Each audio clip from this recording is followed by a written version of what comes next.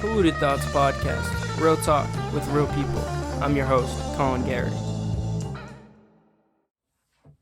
We're live. Here with Zavian Fernandez, my guy from around the way. It's been a minute since we've actually chilled. Facts. If you don't know who Zavian is, he is a artist and YouTuber now, kind of content creator, so to speak, from Fitchburg, Massachusetts. And where are you now? Because you're saying Fitchburg was nostalgic driving through. That you haven't been here in a while. I've been in Leominster. Oh, okay. Yeah, not too far away. Yeah. Once you come back, and you haven't been around for a while, you're like, feels like home. Like you haven't been home in a while. Yeah. So, but I've only been in Leominster since like August. So. Okay, so not that long. My family lives in Fitchburg, like we were saying earlier. Yeah. You kind of. Were they like right get on caught up in too? your own lives and stuff like that, but. Yeah. That's how it goes. That's how life goes. I'm like been in my bubble at home, I should say. Yeah, so. You just had a kid, right? Yeah. Congratulations, exactly. bro. Thanks, Congratulations. bro. Of course. How's life as a dad treating you so far? It's the best, man. Honestly, I wish I did it sooner, to be honest. Yeah? It's a great thing. Yeah, it really is. I recommend any of my fellow men out there, if you want to improve your life. I'm not saying just go out and have a kid, but I've been in a committed relationship for a long time, so it was time. It's the best thing that's happened, so I recommend having a kid. Puts you on your P's and Q's and kind of like gives you like another reason to live. Other than your own like goals and aspirations. It gives you something else. Kind of buttoned up your life a little bit. It's been the best, man. She turned 4 months today. Oh shit! Yeah. Congrats, bro. That's crazy. So it's been the best experience coming home from work and the smile on her face. Yeah. And, it fills you up. A lot of voids that you have, or that you think you have, or like a lot of achievements that you think you need to do. Like I used to think before I had a kid. You kind of like settle it in and be like, I have a whole human being here that I'm taking care of. So it's like you kind of just get on your A game really as a man. There's no time to waste. It's unfortunate. It's unfortunate because you grow away from people a lot when you got to focus on shit like a kid. Yeah, we were talking about that earlier with that podcast I did earlier today. We were talking about how, like, a lot of people's dreams don't really get squashed, but they change once they've had a child. Yeah. And they become, geared towards this child's dream and providing for this kid, rather than whatever, so it's like a selflessness involved in that. It's definitely a selflessness, but I think I can only speak as a man because I only know a man experience, but if you're a man, you definitely got to balance out your dreams still, because you don't want to just give up and focus solely on your kid. I'm not saying be out of your kid's life, but you got to balance it. You still got to put the work in. If that means losing sleep, if that means working extra, I'm not talking about like, missing out on your kid's life. No, be there, but you got to work extra on yourself too. Definitely. I see you be working all the time, bro. Yeah. Back in the day, I used to see your like Snapchat stories, like mad overtime hours, always grinding. Oh, yeah. Well, Was that always instilled into you? Was that like since you were a kid, you've always just been like a hard worker? Yeah. That was instilled young as a young kid from my dad.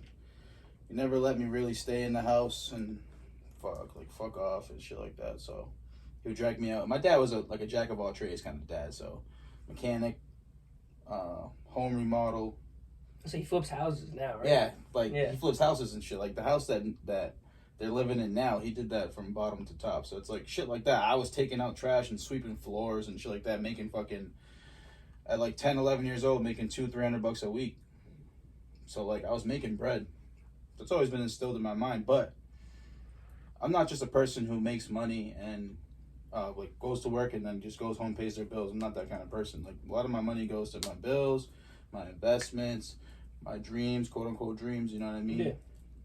So with risk, it's not always reward, so you got to make up for it. Hard work, working double time, overtime. I kind of just got used to like working so much to afford to try to make it, man. I'm not gonna lay down. Yeah. That's really where it came from. And I'm still young. Yeah. What are you, 26? 27, yeah. 27? Turned 27 last month, so it's like, and then like you got to take advantage. We live in New England. These are the cold months, snowy months. You know what I mean? everybody should be inside working hard on their goals right now. Yeah. Or at work, working overtime. Not necessarily overtime, but working enough hours to pay your bills and invest. Yeah, it's a hard time for a lot of people mentally right now, with the cold, no light, no sun, can't go outside. Yeah, I don't think people are even aware of that they have that problem. Yeah, it's called SAD. I don't think they're aware that what the reason is. Seasonal something depression. I can look it up. I can give you an exact. Just lack of vitamin D3. They have no sun exposure. They're bundled up too much. Those things. SAD, what is it? Seasonal affective disorder. Yeah, it's a real thing. Yeah. This is also what a lot of people use to get medical marijuana cards. Really? Yeah. I've heard if you tell the doctor this, that you automatically get a med card. I mean, I guess so. They don't want to take the risk. You as soon as you say that D word, that's it. If I'm a doctor and you use that depression word on me, go ahead. Whatever you need, because you don't know which way it's going to go. True. Yeah, it is a very scary thing. I never really thought about that. You don't know which way that person... Have you ever seen The Departed, the movie? The Departed. Is that with like a bunch of Boston actors? Yeah, it's like Mark Wahlberg. I guess not like all Boston actors, but it's based in Boston. It's like Leonardo DiCaprio, Matt Damon, Mark Wahlberg. I've probably seen it, but I probably don't.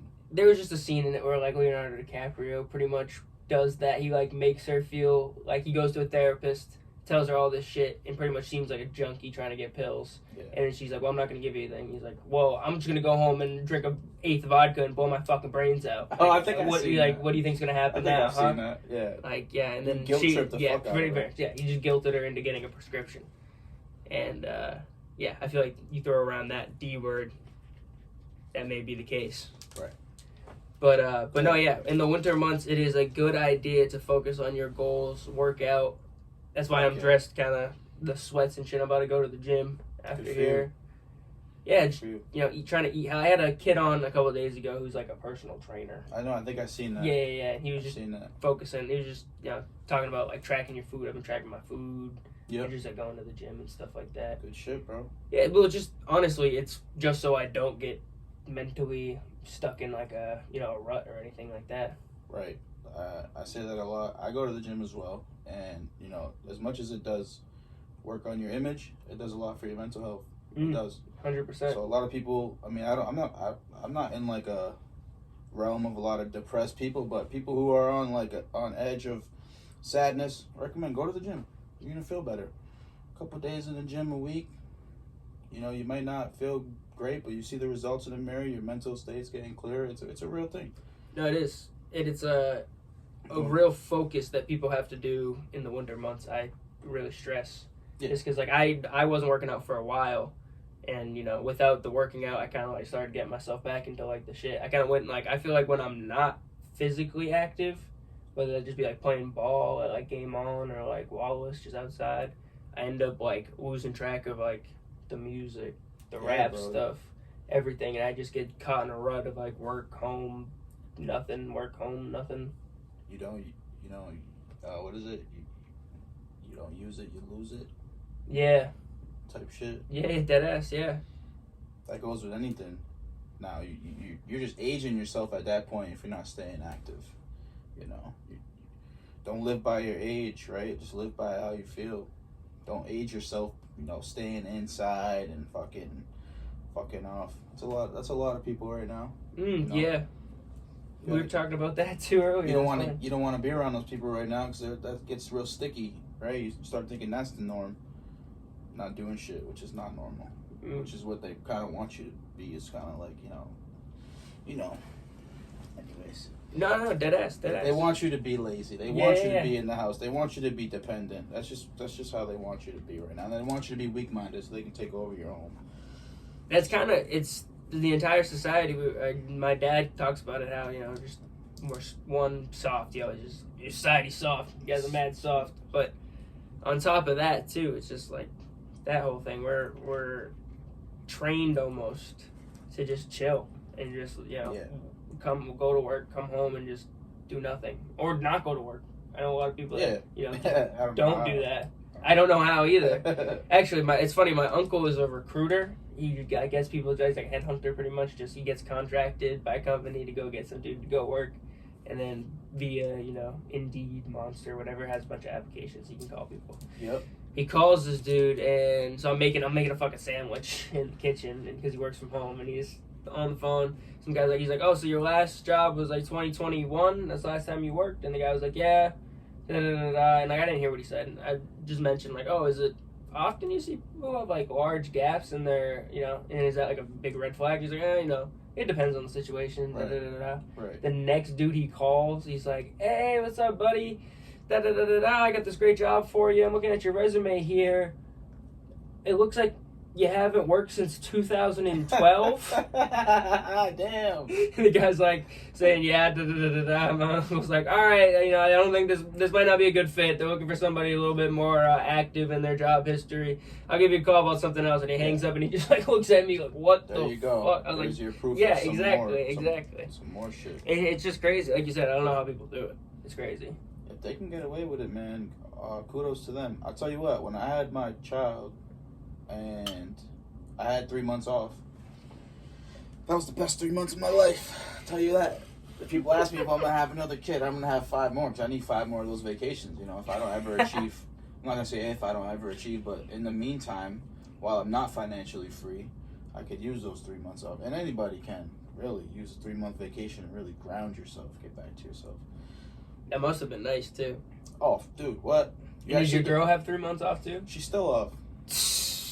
That's nice. She's still off right now. She might not even go back the way I'm thinking as a man right now. She might not go back until the child is of age to go to school type shit. Because just think about it. You want the kid raised right. You want to raise that home. Yeah. I got the means to do it. It's a small sacrifice for, I think, a long-term investment that'll pay off.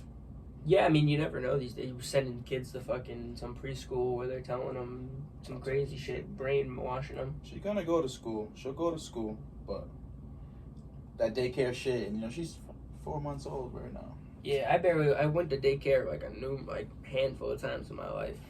Just like family, but just like family to family. I feel like is how I was raised. Until I didn't even go to preschool. Me either, bro. I went straight to kindergarten. Fuck preschool. Straight to kindergarten. Anytime anyone's ever mentioned my life, a couple of times, my grandma was like, "Oh, like when you were in preschool," I was like, "I didn't go to preschool. The fuck you talking about?" They fucked your life up and shit, right? No, y'all didn't send me to preschool. Nah, not even that. I was just more like flexing, like shit. I didn't even need that. You know what I'm saying? Like, you don't even say that I went there because I didn't even need that shit. No. Went in early. Yo, I feel like the kids that went to preschool were like the bad kids. Like the parents wanted them to fuck out the house. Like, yo, get the fuck out. Maybe. I also think it was just like a little bit like an older generation thing to do. Like, send your kids to preschool. It was like, might have been something that, I'm not sure the history of preschool. I feel like I was the only kid who didn't go to preschool. Me too. Yeah, me too. I just feel like a lot of parents your dad's pretty young. He's not he's not like super old. Nah, he's decently young. How old was your dad when you were born? 21. 20, yeah. So like my dad was the same age. My dad was 20. Yeah. So like, I think it might have just been an older parents' decision to send kids to preschool, and then like younger parents might have just been like, why? Not even more mature in mind. They probably just might have been like, why do they need that? My kid's, he's good. He's smart. He's not brainwashed. Spent another year with me at home. Yeah, I was also kind of young. I wasn't born till I was an August baby, so I was like right there on the cuff of like could be the year. It could be so like. They put me in with no preschool and were like, hey, if he does well, we'll keep him. If not, we'll hold him back. That's always tough. I always seen those kids and felt bad for them. Yeah, and then I just never got held. I never got held back. I just kept going. Think about that system. The way I always thought about it is I always think too deep about things. You kind of like fuck up a kid's life. Because like you can have one friend group or one friend group above or below you just by that decision of what day you were born in that month. I was lucky enough to be friends with Boy. Nico's a grade above me. So, like, Nico's, like, 2 years older than me. Like, real years. Like, he was born in 1999, September. I was born in 2001 in August. Damn, 2001? Yeah. Dude? So, like, he's 2 full years older than me, but he's only a grade, you know what I mean? He's the oldest. I'm the youngest in my grade. 2001. Yeah. You got a 2000 in your name. I mean, your birth. Yep. Yeah. Make me feel old as fuck, my dude. What are you, 96? 96. Yeah. Yeah, dude, But anyways, yeah, I also think you're right. It does. You can be friends with. I was lucky enough to be friends with like my grade, below me's grade, and the kids above me. So I was just like lucky just through sports and just different activities. I was friends with them. But sports wise, it definitely fucked me because I was in Little League it's different because they have like different cutoffs and shit like that. So like baseball up until like 12, I was nasty. Yeah. I was like one of the best players in the town, like all-star team, all that shit. And then when we got older, it was like I was playing a lot of older kids and I was kind of young.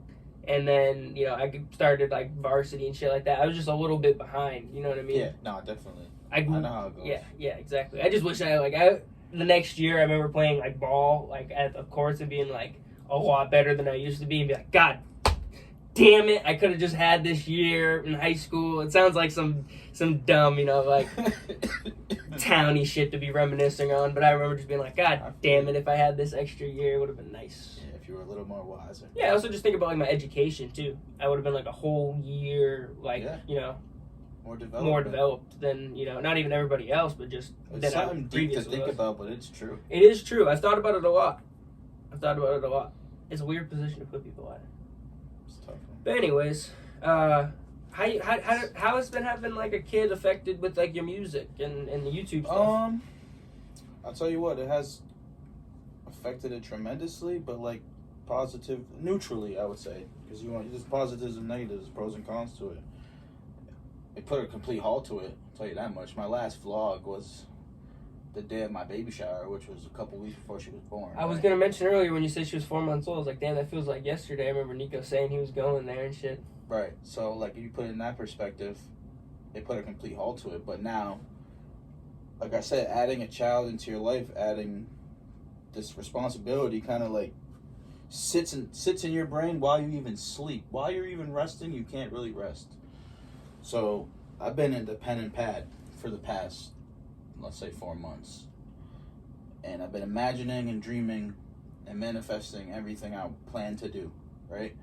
I did so much. I did do a lot. I'm not even going to take pride in it or anything, but I did so much prior that the 4 months off, it seems like drastic to be like non-existent. It seems drastic. But just the pen's been to the paper. I've just been imagining, manifesting, and that time is right around the corner for more content and etc. Word. I was gonna say, I mean, like, it must influence, especially the music and the writing, so much. Just being able to have a whole different perspective on life now, and then, but it also must affect the amount of time you can actually put into, making the content, making the music. Completely so, correct. I was curious about that just because nobody that I really know who'd be making stuff has children. It's hard. That's what they tell you. It's hard, I got a great support system. I got a great significant other, and she does her thing as a mom. And I think she is down with the vision, right? Yeah. She kind of trusts the process, and I got that time to. And plus, I'm one of those guys, like I already explained earlier, where it's like, I'll risk a couple hours of sleep. I'll risk an extra day of work. I will do those things to get the job done. Yeah. I'll just do those things. Will it pay? If it pays off, or if it doesn't, that's in God's hands. But never attempting, never trying. Yeah. I'm not gonna sit with that. I say that so often to my my girlfriend, because I think one, it's very important if you're a dreamer and have a dream, like us, that if you have a significant other, that they have to not necessarily believe in the dream, believe in you fully. You know what I mean? 100%. And beyond that, I tell my girlfriend all the time, I'm like, there's no more if, ands, or maybes about like me becoming what I want to be. I'm going to be, but how, like, if I was not to, how am I supposed to tell my children that I'm to follow their dreams? You know what I mean? Like, how are you supposed to tell your kids, follow your dream, do whatever you want that brings you close to your dream, work hard for your dream when, you weren't also doing that. Yeah, you know what I'm saying? It's a little hypocritical. I can understand a lot of people's stories where, they had to sacrifice their dream for, somebody else's dream. You know what I mean? Like, I had a kid, and then this happened, and I had to stop doing this because I couldn't, and I just became fully invested in the kid. I can understand that, but I'm just saying, like, if you had an opportunity to go chase it and go get it, and you squandered it, like you were saying, like, wasting years of your life, and then you go and have children, and then you tell them, like, chase your dream, become what you want, and then you didn't follow through. It's hard for me to sit with that, like you said, swallow that pill. Yeah. It's difficult for me to swallow. I also would rather live with the pain of the hard work than regret not working hard and having my dream. Yeah, 1,000%. You know what I'm saying? That's the that's like the pilot mindset, right? Like pilot to passenger. Like you're okay with somebody else driving your plane. But yeah. You're gonna take your type of person, which similar to me. I'm gonna take control of my destination. Pilot to passenger is how I like to look at it. And people, unfortunately, it could be your friends, could be your family, who are just a lot of passengers, man. They just want to go and they just want to ride life out and not really risk things. Yeah. And that separates us from them, which is fine. But sometimes maybe it's your duty. It's your soul alignment. Your calling. Yeah, it's your soul alignment, bro, to come down and take off, bro, for your family, for your friends, and then put them on type shit. That's how I look at it. It's like, all right. I don't know why I have this weird obsession with always trying to become something. But my best friend or my big brother or whatever, etc., doesn't give a fuck about if they become anything. So it must be a reason. I agree with that. I've always felt that way as well. But I've had this weird thing in my life where I've had a lot of people tell me that I'm special. Like just my family members being like, you're special, you're supposed to be this, or you know what I mean, you can be whatever, And it's just kind of been like a lot in my life, and I couldn't tell if it was just like my family just showing me love, or if it was like not a coincidence. You know what I mean? Because it's just been like an inner struggle in my mind. I remember the first time I ever took shrooms. It was the first thing I thought. It was like one of the first conceptions I kind of thought of. Because, like you said, I've always just wanted to be somebody in the history books. Yeah. I've always been so invested into history. It's always been my most like dedicated subject. Always best grades in that class, and I just like read it and just like I want to be in here. You know what I mean? I want to be in a legacy for your name, your ancestors. You want to. Yeah. I brought it up in the last podcast too, but I just think it's so picture perfect. Have you seen Dave Chappelle's latest special? No, he has a new comedy special out. It's called The Dreamer. And he has this bit at the end where he talks about, like, you got to know when you're living your dream and if you're living in somebody else's dream. And sometimes you got to accept when you're in somebody else's dream, whatever that may be, a show, a wedding. You know what I'm saying? Just like, a moment that isn't yours. When you're not the main character. You got to know, and you have to accept it, and you have to be, your best you in that situation. Yeah. But you have to protect your dream. And you have to, with all your heart, you have to conceal it, and not let anything get in the way. Yeah. And it kind of like I saw him live in Boston when he did the same like bit. Yeah. And I was just like, it hits different. Bro, it brought me to like joy, tears, that filled my eyes. It was just like, that was the moment I was like, can't squander what is life. You know what I mean? You only have so much of it. You can only do so much in the amount of time that you might as well not waste it. Yeah. It's a something weird that thing you we gain too. You gain that with years of experience, man. You get more wise. How old are you right now? 22. Oh, bro, you got so much wisdom to learn, man.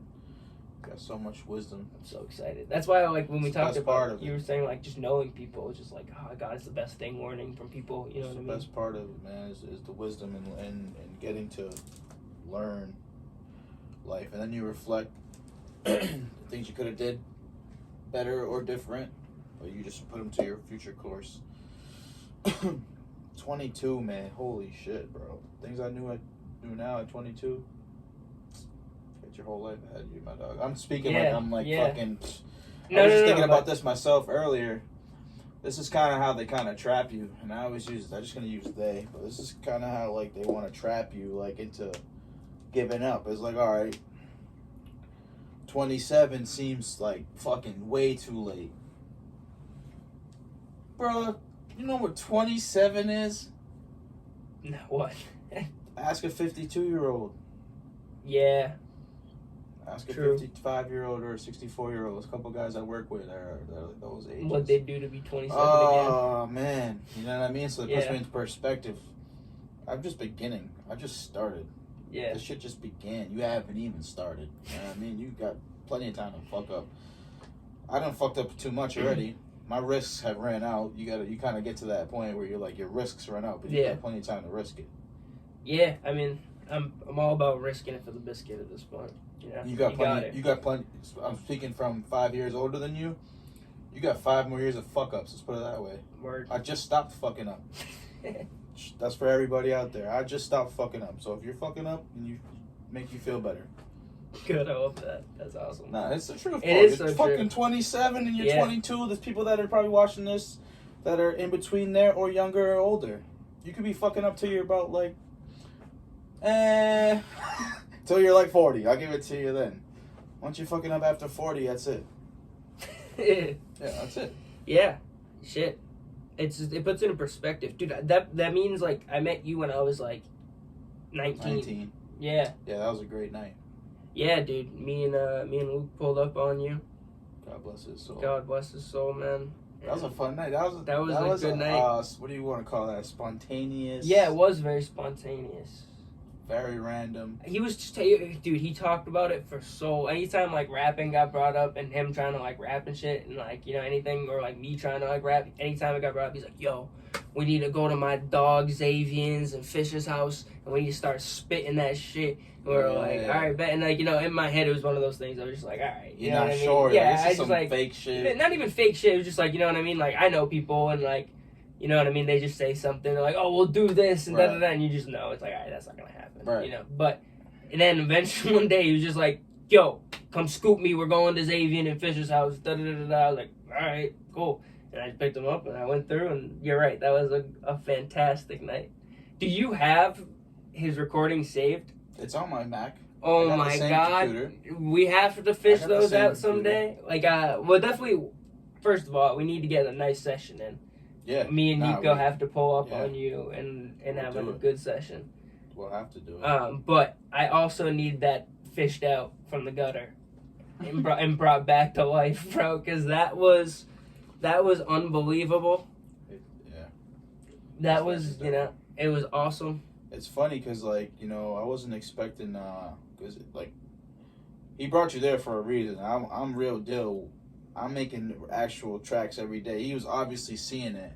So and I was cool with Luke. Always was cool with Luke. So he came through. I thought he was about to really lay some shit down. You know what I mean? And I'm used to that. I'm used to being the engineer and having a coach. It was really like a meme. It was really like one of those like them YouTube memes. videos, bro. It's really like one of them. Like, yo, you gotta stop. Yeah, you gotta stop. He was saying the funny, like if it was just like no beat behind it, and it was just like acapella, that would be. He was saying the funniest shit in the whole wide world, bro. I'm gonna have to look that shit. We're gonna have to. You have to find that and send that over to me because that was jokes. On but then I remember and then I hopped on and that was dope. But then I remember that night, bro. I mentioned I was like, "Yo, do you know a kid named Nico Gonzalez?" And you're like, "Nah, not really. That doesn't ring a bell." And I was like, "Yo, I'm pretty sure he said something about you and like maybe your dad dating his mom or something." And then you're like, "Nah, I don't know. Maybe I don't know." And then like that next week or whenever I like mentioned it, Nico's like, "Yeah, bro, it's my fucking stepbrother, Zavian, bro. Yeah, that was wild. It's a crazy coincidence." Hold on, real quick. We're just gonna cut to a commercial break. This only records in 30-minute intervals. So, shout out Jason from Flippin' Ships. Let me get a new ad. People, send me fucking advertisements, please. No, you don't even have to pay me. Just send me something to promote. Sponsor for PTP is Flippin' Ships. Flippin' Ships was founded by CEO Jason Reynolds during late quarantine, and Jason is in the business of providing you with entertainment. Whether you're looking for a restored boat in great condition you can take on the lakes, or if you're interested in watching the process go down, Jason's got it all. His TikToks show the process in an entertaining way for all ages, but check out his YouTube videos because they show every detail of the flip. Check him out on TikTok and YouTube for some at-home or on-the-go entertainment. His handle is Flippin' Ships. That's flipping without the G, ships. And be on the lookout for these flip ships soon on Facebook and Instagram. Actually, I think I got somebody for you. Yeah? My brother makes maple syrup. Dude, fucking, yeah, dude. Your brother makes maple syrup? Yeah. Yeah, like your little brother or older brother? My oldest brother. Dude, does he have like a promo video or something like that? He does videos. Yeah, just have him send me like a 30-second or under like quick promo video, bro. Yeah. That'd be hilarious. Tell him it's completely free. Like he doesn't have to like. We're on a break right now? No. We're I've ran it back up. Sorry, it doesn't. But you can text him if you want, bro. No, I'm good. But no. What's going off? Let me see what's going on here. But yeah, no, I just like I don't even care at this point. Like I have some paid advertisements from like audio on my audio. I record through this. It's called Spotify for podcasters. Spotify for podcasters or some shit like that. It pretty much just records everything right through here, and then they give you like some ads from the beginning. That's fire. And then you can like export it straight out to all like it goes to like Apple and Spotify, obviously. I didn't know you're doing that. That's all tough. that. Yeah. So this is like the audio, and this is like the YouTube cut. So what would you like categorize this podcast as? Like Dude, I have no idea. It's so hard to like. I say like when people ask me, I went on another podcast not too long ago, and it was a football podcast, and I had like I seen you talking about it. I had my boy. Fumblerooski? Yeah, exactly. Yeah. Shout out Fumblerooski podcast.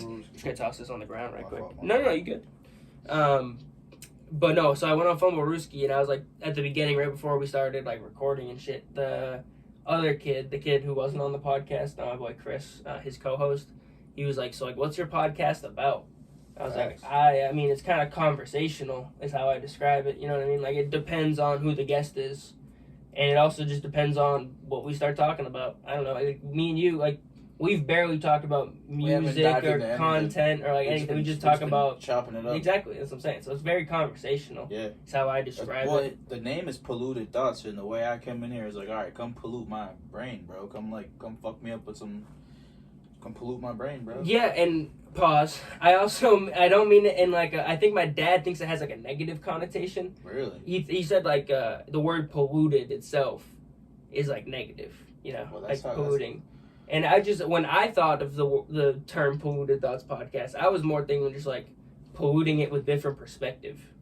You know, like almost more like diluting. You know what I mean? Like when you know like when you drop like dye into water. Exactly. And like the colors kind of convolge or whatever. It's just like that. It was just more like, you know, I'll learn something from somebody else, and that'll not cloud my thought, but change and pollute my thought into a different thing. I completely get it. When I think about the name Polluted Thoughts, I think about the norm being interrupted. Right? You're just rebelling. It's rebellion. Polluted thoughts. It's not. You could be like you know. You don't want to take it and do something negative with it, right? You're not doing anything. No, not at all. No. That was not that. Yeah, it's just like exactly. I just meant exactly polluted as in like you're breaking the fucking code. Yeah. I just think that you know the code, so to speak, is not having real conversation.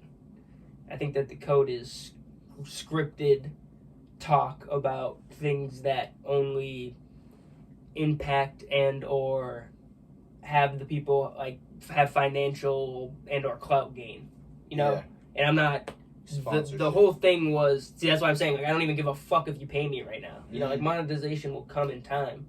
You know, I'm trying to the whole idea of the podcast was people like you, people like, you know, different artists in the area don't get the spotlight that they deserve and or don't deserve, I guess, you know, depending on who sees and watches it. You know, just it's all up to. I was just trying to put people out there to, you know, you only see what people project onto the internet. So when you're only projecting something on the internet, you only get one falsified image. Not even falsified, but you know, you don't get the full picture. You don't get the full thing.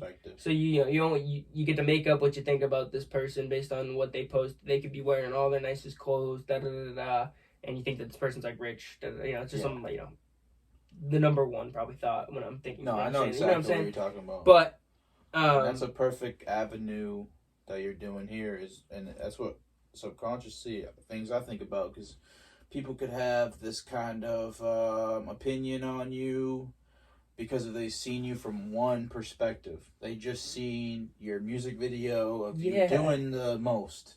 Yeah. Right? Because, you know, as a creative, you got to do the most. They didn't see your, like this. They didn't see your last podcast where you actually got deep and dug deep into some other shit. That's what I'm saying. I was just like, I don't know these people. Right. So it'd be cool to meet them. Cool.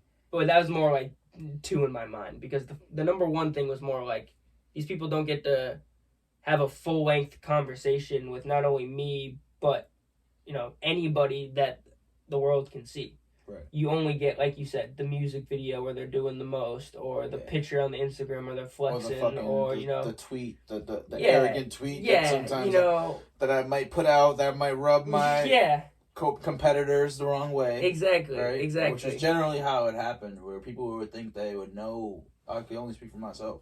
People would think they would know me based on like a tweet or a fucking Facebook status. And then now they're an enemy of mine, which we could have been allies, and you could think the same, and we can conquer others. Yeah. You know what I mean? So, like, things like this, where now I just said that, my competitors out there should want to, we got to team up. We got to join forces. Well, that was the cool thing about it. Was like, now I got, like, a little bit of, like, a group of people that, like, you know, all have been on the podcast, or either support the podcast, and it's, like, a little, That's like, only going to help you grow, my clique that I have for myself. Which is really cool. And like you said at the beginning, like, you know, with a lot of friends comes a lot of connections. But you were also talking about, when I mentioned the bar, and I was like, it's a little hipstery. Like, once you get past that, you're like, nah, I'm not judgmental. I'm usually the one that's judged. All day. And, you know, I just think that that's a lot of people, not only in our area, but, you know, nationwide and or whatever, creatives that are trying to do something different. They dress all fucking wacky and shit.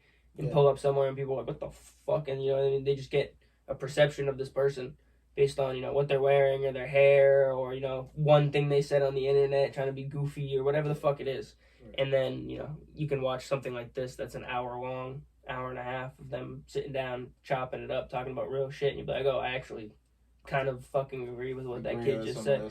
You know what I'm saying? And it's cool for me personally when I go out and, like, people come up to me and they're like, yo, I fuck with what you're doing on the podcast, whatever. Because then you're like, oh my God, I'm actually kind of influencing somebody. I had some kid in Walmart. I didn't even know who the fuck this kid was. He's like, yo, you did that podcast, right? And I was like, yeah. He's like, oh, I watched a couple of them. I fuck with that. I was like, something that we could have said during that could have resonated with this kid. He could have gone on his life and, like, taken that. Because I think that, like, you know, not everything I say on here is 1, correct, or 2, you should apply to your life.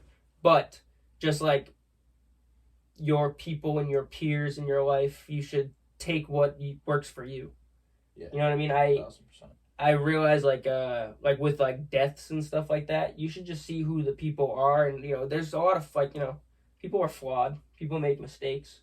But you should take what those people did right in their life and the things that other people said about them that they loved. You should take those things and try to apply them to your life. You know what I mean? 1000%. I think that even living people as well, you know, just notice what you like about people. I try to do that a lot. Like, I think, like, you know what I mean? Not only, like, things that attract people to my, you know, the person I'm looking at. Yeah. But just, like, you know, things that I like about them. They do this way, and, you know, I should try doing that. That might work for me. That might be a little bit better for my life. Now, that's a real life thing.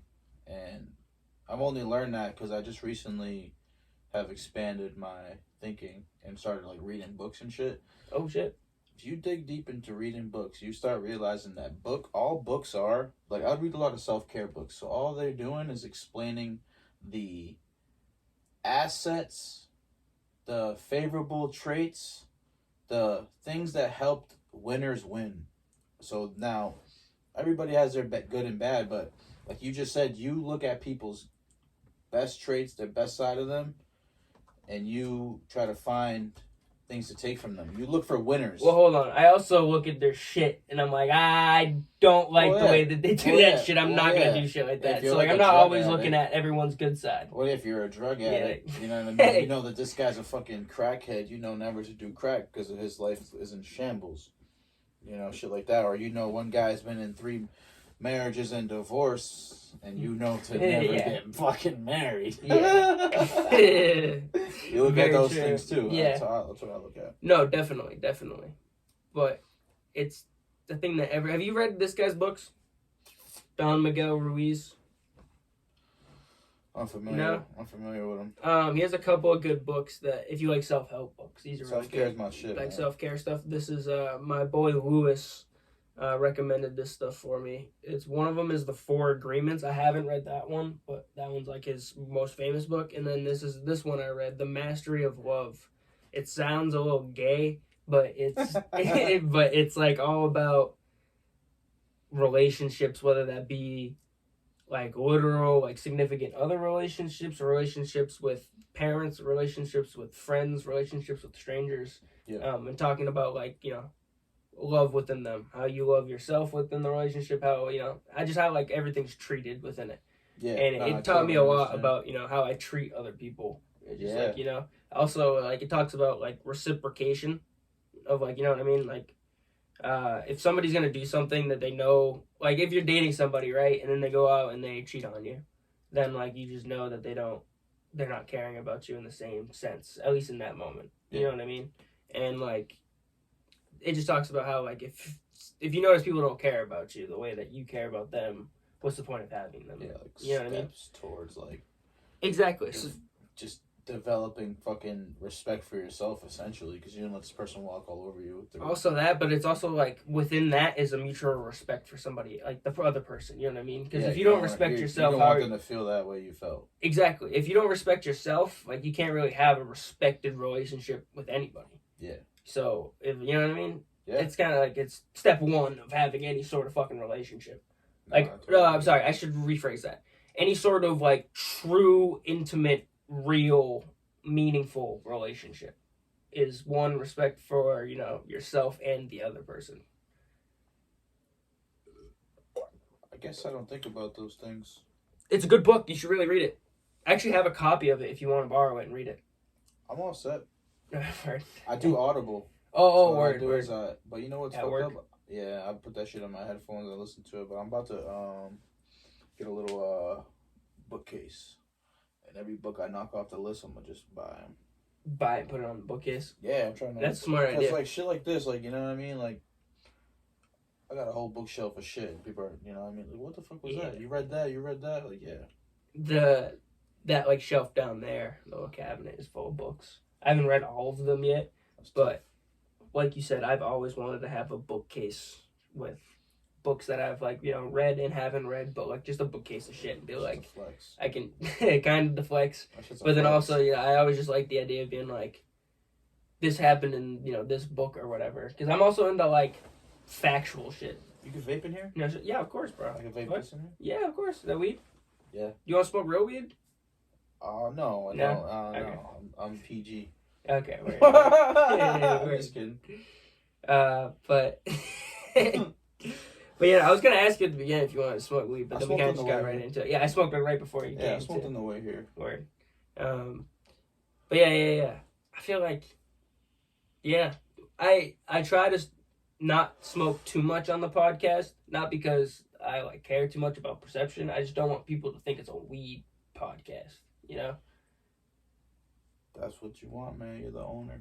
It's just like I smoke weed. Sometimes I like to enjoy smoking weed while having a conversation, so it's realistic. You know what I'm saying?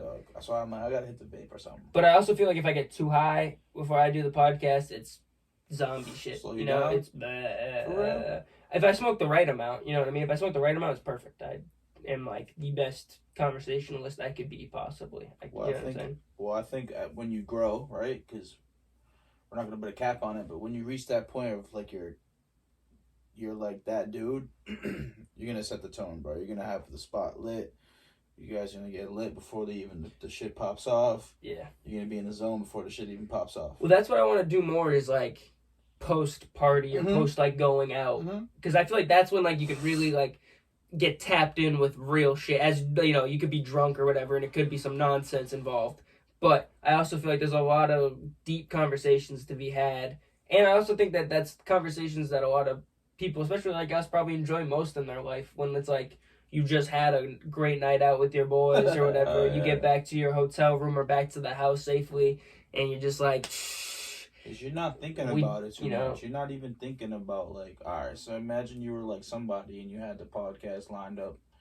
Are you thinking about that shit all day type shit? Like, like it's a fucking job. Nah, just come in here and be yourself. That's what makes it. That's what makes you a public figure or a content creator or somebody that people want to follow. Is like that guy's just himself.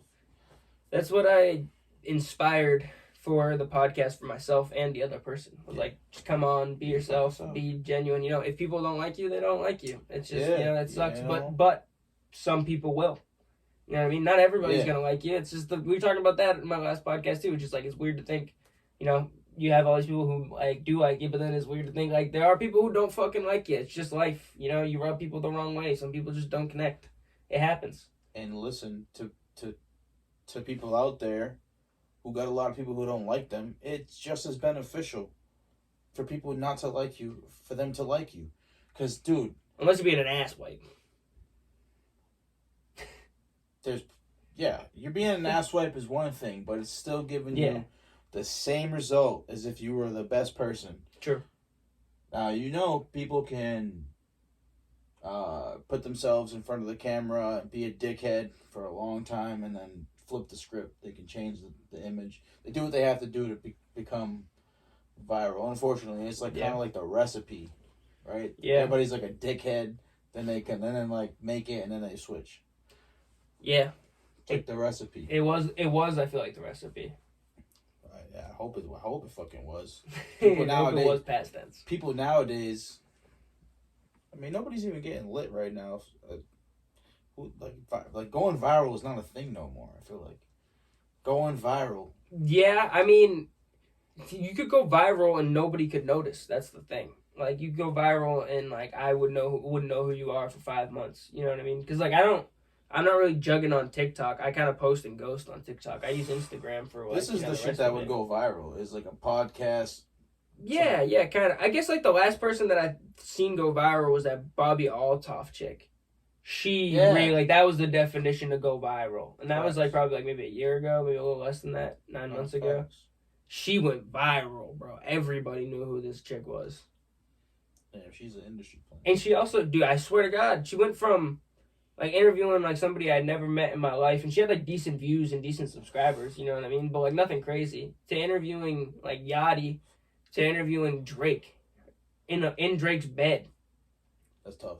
You know, I was like, what the fuck? I was confused how she went from that to that. That's such clickbait.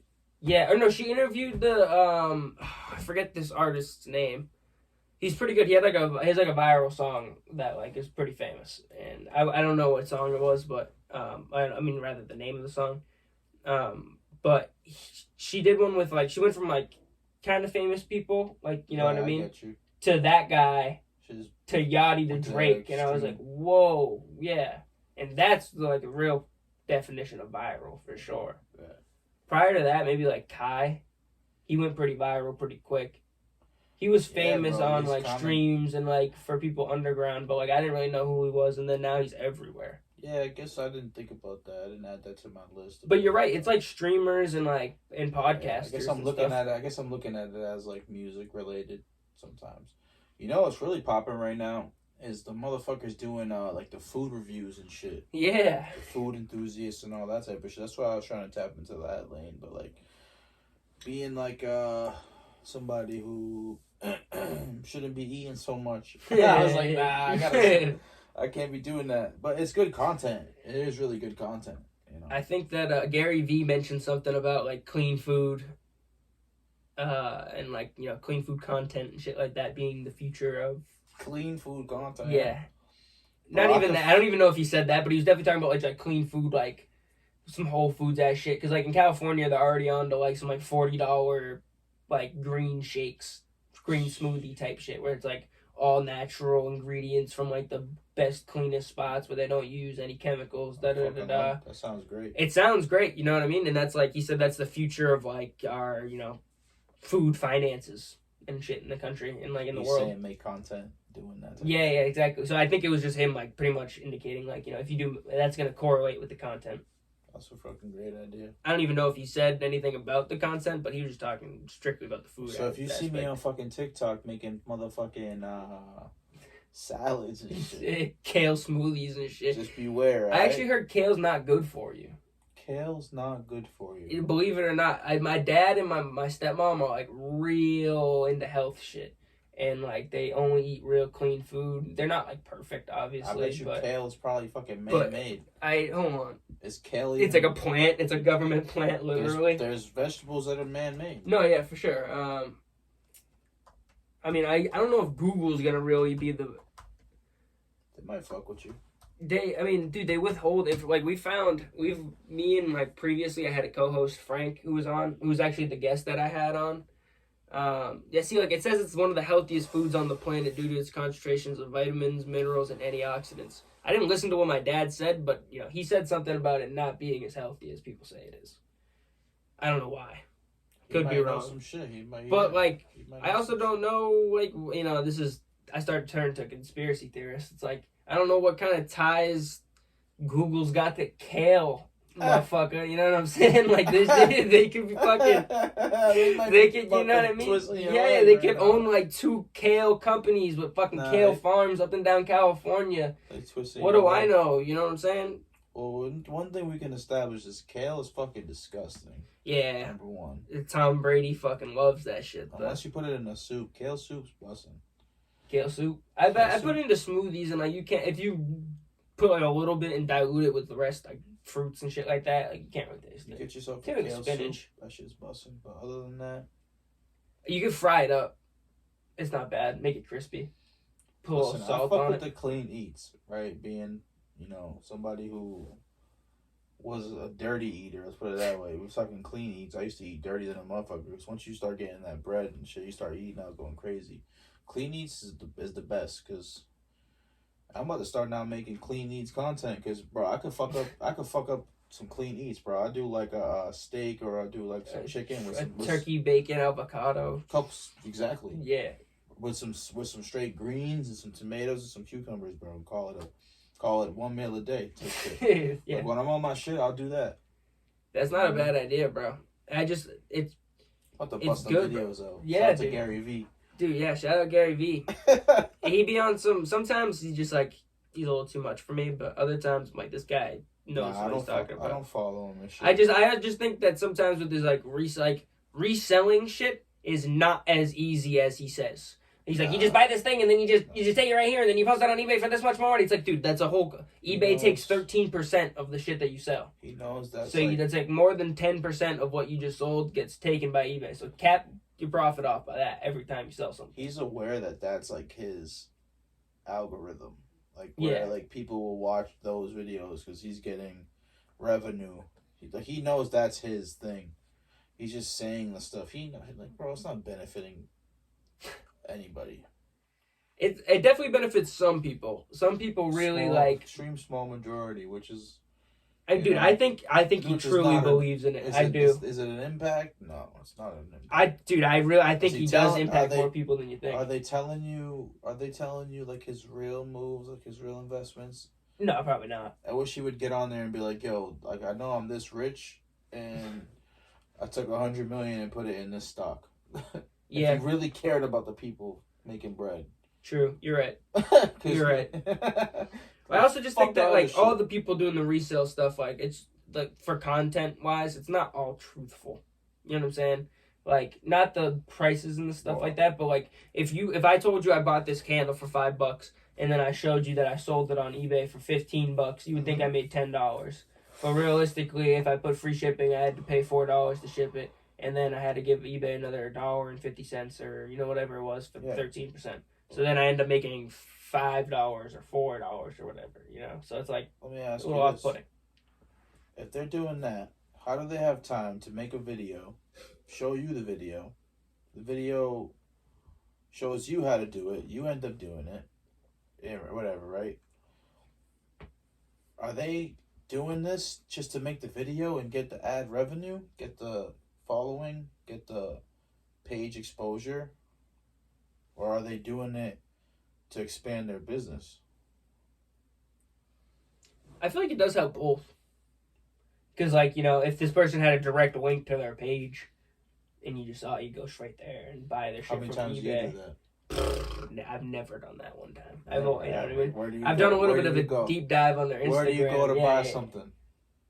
Oh, if you see their product, I see that product right there. Like, that guy's selling on eBay.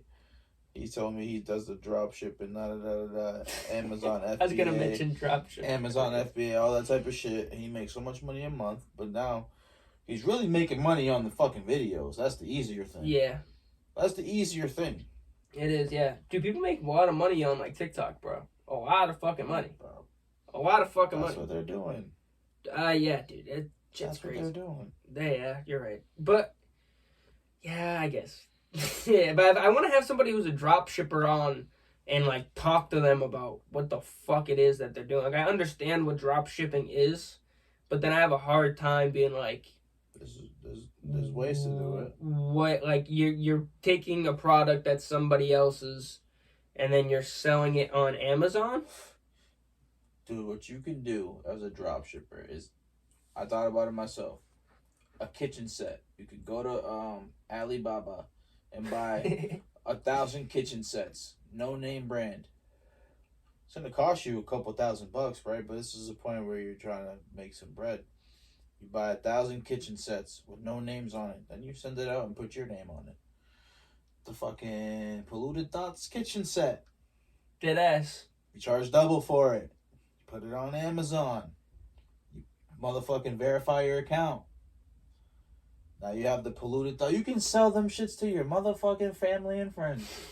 You could. Dead ass. That's not a bad idea. You don't even need to, like, brand it with an actual, like, you know, brand like that. You can just be like cutlery. You can do it with anything. Blank, you know, whatever. You can buy a bunch of blank candles. Yeah. And then send them to somebody else to put the sticker on it that says motherfucking Tuesday. Yeah. Legit. That's what I mean. That's the things I dove into when I was looking at those things. That's not bad. My boy Frank does like customize, like I think he did like customizable shit, like mugs and like shit like that. You know what I mean? And you just like send him what you want, and then you know print ready to print or print. The fuck is it? Print to ship or. I don't know, whatever. You know what I'm saying? Like, it's not pre-made. You send them the shit, and then they make it right there, and they'll send it to you. That's valid. Yeah. But, I don't know. You see these people not, you know, I guarantee you've seen this video. Motherfucker says, how I make all this money? And he throws a bunch of cash down, and he's like, I sell envelopes to old ladies. Yeah. You've seen that video? Yes. I told you. And, like, this motherfucker's just selling envelopes. You're selling envelopes online, and you're making, it was like, he threw like 100 racks on the desk. Because you could be a verified Amazon seller and have, like, a bunch of cheap-ass cards from fucking China and a certain date, like Mother's Day. When's that, in May?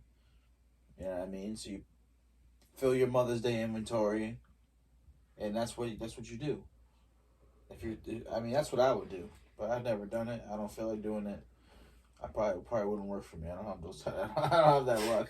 People are a lot more lucky than me in that type of aspect. Yeah, I always thought it was an interesting market, whatever. The people that do that, good for them. Yeah, I'm trying to do something more easy. I like making money from my phone, bro. Like, if I could make money from just sitting there, waking up from my phone. That's my life dream. I seen you doing like the sports betting shit. Yeah, that's like a group chat for the sports betting. Yeah, that's my dream, bro. Really? That's like that's a sick dream. That's awesome. Dude, you just go to sleep. Like, there'd be nights, bro, or I'd go to sleep. Like, fuck it, I trust this bet's gonna hit. I wake up, the bet hits. It's the best. Like, with those 3 months I had off, I was going crazy, man. It was great. That's my dream, man. But it doesn't have to just be that. That was just one of my avenues, right? So that's not the only thing that I've ever done to make money through a phone. Yeah, you do like investments and stuff too, right? Yeah, I used to. The market has been unreliable. Yeah, it's not a favorable market for a trader like myself. Real quick, we're gonna pick up right here from the stock market. We just gotta go to break one more time. Our sponsor for PTP is Flippin' Ships. Flippin' Ships was founded by CEO Jason Reynolds during late quarantine, and Jason is in the business of providing you with entertainment. Whether you're looking for a restored boat in great condition you can take on the lakes, or if you're interested in watching the process go down, Jason's got it all. His TikToks show the process in an entertaining way for all ages, but check out his YouTube videos because they show every detail of the flip. Check him out on TikTok and YouTube for some at-home or on-the-go entertainment. His handle is Flippin' Ships. That's flipping without the G, ships. And be on the lookout for these flip ships soon on Facebook and Instagram. Yeah, it's back with the stock market. There was this guy who used to work at my work, and he was like my boss above me. He wasn't like the head guy, but he was like the assistant head dude. And I don't want to throw like names and positions and shit like out there for corporate sake. Yep. I don't want to lose my job yet. But he was like a big day trader. Yeah. And like he made like he like pretty much was like one of those guys where it's like I don't even need the job kind of thing. I'm just doing it so I can have like a steady income to pay my bills and shit like that, and then I'll save and keep making money on the stock market. But like it being as unreliable as it is has always swayed me away from it being like, you know what I mean? Because like I've had stints in my life where I've been like, I'm gonna fucking quit my job. I'm gonna learn stocks and shit like that. And like before I quit my job, I start learning all the stocks. I'm like, this is one, difficult for me at least personally to understand. My brain doesn't really work that way. And then two is also like what do I know that's gonna, you know what I mean? Like how do I know that this is gonna do that? And then like, you know, I'm gonna make this money off that. Sports betting is way easier for me to be like, I'm pretty sure Steph Curry's gonna drop 24 points tonight. Like, you know, that probably is gonna happen. But like we're talking like fucking BP's stock and what's going on in their board meetings. I have no fucking clue, you know what I mean? Like how's that gonna affect even another stock or some shit, you know? It's just like it was too intricate and too up and down for me to like really want to get into it. And then people live their lives based on that too. But you can ride the down and you can ride the, you know what I mean, as well as you can ride the up. Like make money on the way down. Yeah. Like people live for that. Yeah. I always just tell my boys, like, tell me when the Big Short type shit's coming and I'll hop in. Just tell me what to buy. The Big Short. You ever seen that movie? I've never seen it. Based off the title, I could assume that it's when something crashes. Yeah, so it was like in 2008 with the housing market crash. It's a movie based on, I'm guessing, somewhat real events. I'm not sure if it's like completely realistic. Obviously, not every movie is, but it's like Steve Carell, Christian Bale, Ryan Gosling. It's like a star cast. One of those stock movies. Yeah, exactly. And pretty much they start learning about the real estate market. And Christian Bale is like this like autistic like genius who like knows it, like, you know, he knows what the stock market's gonna do and shit. And he predicts it like years in advance, and everybody's like, the fuck you talking about? And then these guys catch word of it. They start doing some investing and like realize that the banks are just giving out mortgages to anybody with like no background checks, no credit score checks, no nothing. They'll just give you like a mortgage with like crazy tax, crazy interest, and then you can't pay it off, and they foreclose you, and then you're homeless. And that's what happened in 2008 with like the real estate market. So then they shorted that, and they became like billionaires off of like the downfall of like the homelessness of millions of people or thousands of people. Every penny on the way down is $1. So, yes, that's true. They people can play, but you can play both sides. So I've always just been waiting for. I was like, tell me when that's gonna happen again. I'll throw in some cash. Yeah. I've just always. I think that when you have too many avenues of things that interest you and you try to do in your life, that it makes it so you can never be a master of a craft. Yeah, you know what I mean? You can be like a jack of all trades, but you'll, like, you know, people have that saying, it's like, I'm a jack of all trades, but a master of none. Mm-hmm. It's like, you know, I've always wanted to be a master of a couple of things. It would be nice to know, you know, a decent amount about a decent amount, but I've always wanted to, like, hone in on a couple of things and really, like, that's one of the laws of power. You gotta focus on, like, one thing. But, like, that's just something kind of, like, I mean, I used to always preach a multi-dimensional life. I always used to have a multi-dimensional life. And that's just because, like, I don't know, I like doing more than one thing. Or at least I used to, I guess. Yeah, I think that it's hard to only focus on one thing, especially in this day and age. Yeah. It's very hard to do that. Like, if you think about... Like, if you limit your things to, like, 5 or under... Five or under. You know what I mean? Then you can, like, really focus on, you know, like, if you're doing, like, sports betting, you can do that. You can focus on music. You can focus on your home life. You can focus on, you know what I'm saying? Like, there's, like, things that you could really be like, all right, these are the 4 or 5 things that mean the most to me in my life, and I'm just going to hone in on those. the other things are not important, but they're taking a back seat to these things. You know what I mean? It's something that I've had to try to I look at the tune people in on my life. People who don't have like a lot going on, 5 or so things like that, like hobbies or interests. Yeah. What the fuck are you doing? I hate to be judging people. No, I think that, you know, I do that a lot. I'm a very, not insensitive, but I'm quick to judge and then have perspective after. Like, I'm quick to, like, look at, not necessarily, like, somebody based on their appearance, but, like, what they do. You know what I mean? When I find out what someone's life's like, I'm like, what the fuck are you doing? You know what I mean? And then I kind of have time to think about shit, and I'm like, all right, you know what I mean? This could be happening, or whatever could be happening. And, you know, I have a couple people in my life who don't really have a lot of hobbies, and it's just like, I think that they do, they just don't know what they are yet. You know? Mm-hmm. Like, or, you know, some people are just kind of fucking... Joey Diaz has like a bit about this on a podcast. You know Joey Diaz? No. Unfortunately. He is hilarious. I think you'll really like this guy. Me. He's a comedian. I'll show you what he looks like. But you should go home after this and watch some of his... he has some stand-up bits that are really good. Anything from like Comedy Central that he's done, fantastic. He does... they used to have like a show where they could do like stand-ups and shit. It was hosted by Ari Shaffir. This guy. Oh, this guy. Yeah. Joey Diaz. Even watch his like Joe Rogan podcasts or like podcasts with like Theo Vaughn or anybody that you fuck with. Like he's done podcasts with everybody. He has this thing. He's like, I don't trust somebody that does nothing. He's like, I don't trust somebody that doesn't do drugs. What do you do? Go play checkers. Go do something. You know. Yeah. And it's not that I don't trust that person. It's just like I don't think that person's found themselves yet. Kind of like an NPC type of person. You follow the type. You would like rat me out. Like you would turn me in. Yeah, I think that, but not everyone's meant to be a wolf. Some are meant to be sheep. You know, it's just the way that life is. And, you know, they might not think that about themselves. So, you know, that might change the way that they do things. You know, they might actually get hobbies and do shit. You know what I'm saying? But, like, you know, I just think that some people, not everyone's a wolf. Some people are sheep. It's just the way that life is. It's just, there has to be. One time, my boy Frank, a long time ago, said something to me where, he's like, there has to be losers.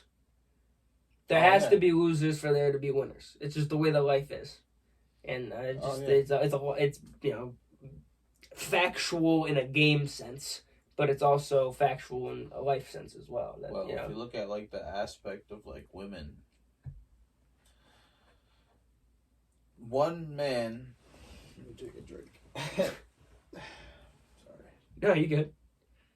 It was a steep start when you talk about woman. One man. It could go any way. One man can have 10 women, and all 10 women would be fine with it. I mean, shit. That's like 1 in a million. That's not 1 in a million.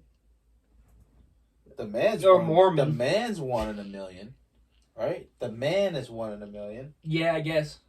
But then there's also the guy who won't find a girl ever. Exactly. I see what you're saying. So the more losers. I see, like 10 women, like not dating 10 women, but there's 10 women who are in love with this one guy. I get what you're saying, so to speak. I thought you meant like some Mormon shit. Yeah, like this dude's married to 10 women. No, yeah, I see what you're saying. Like right? in his lifetime, he was in love with 10 women, or 10 women were in love with him rather, and then there'll be that guy who had no loves throughout his life. Fucking 10 of those losers. Yeah. That could have had nothing. One of those women. Yeah. And that's the unfortunate part of life right now. Yeah. It is. I've kind of thought about that, but never really full perspective about it. That's a very true statement. It's the unfortunate truth. I just think about that, so I just try not to be anything like those kind of guys. Well, I also think that, there has to be people who are doing worse than you for perspective for people to do better.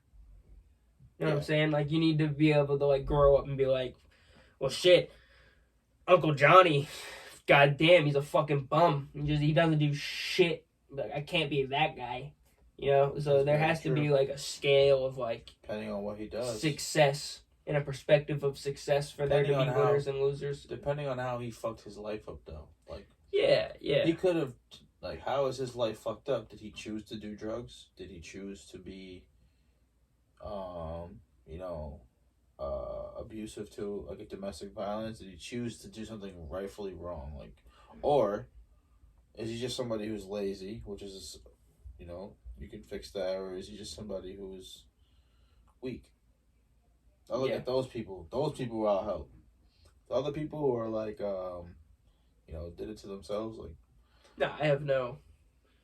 I have a hard time having like a spot in my heart for those people. I'm very insensitive when I know because there's a difference between making a mistake and doing something that's morally wrong. You know what I'm saying? Exactly. Because I preach people making mistakes and being able to recover from their mistakes. You make your mistakes don't make you. But if you did something really fucked up one time, that might be enough for me to be like, I'm not gonna ever fuck with you again. Those are the real losers. And I agree. Yeah. So as a winner, I'm not saying I'm a winner. I'm just saying I'm aspiring to be one. I was just about to say that. I aspire to be a winner. I'm aspiring to be one, and if somebody is below me, which I'm not saying they are, but I would help them. If they didn't put themselves there, Yeah. I think that. Yeah, if they want help, I just think that some they might not even realize they want help. You just gotta force them sometimes. I do it often.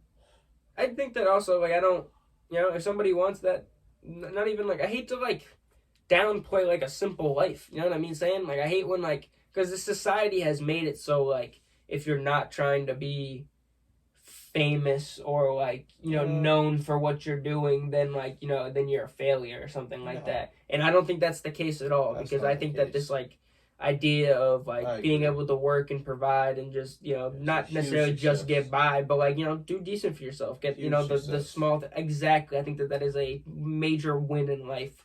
1000%. But I just think that I don't know. I just think that there's this shitty connotation upon it. And I just don't. That's not what I mean by being a loser. When I say shit on the podcast, when I'm people are being fucking losers, not doing anything. I mean, when you're actually not doing shit, and you're 30-something years old, living with your fucking parents, working as a dishwasher. You know what I'm saying? I agree. Some shit like that. I just think that people also squander their dreams just to become a loser. It's shameful.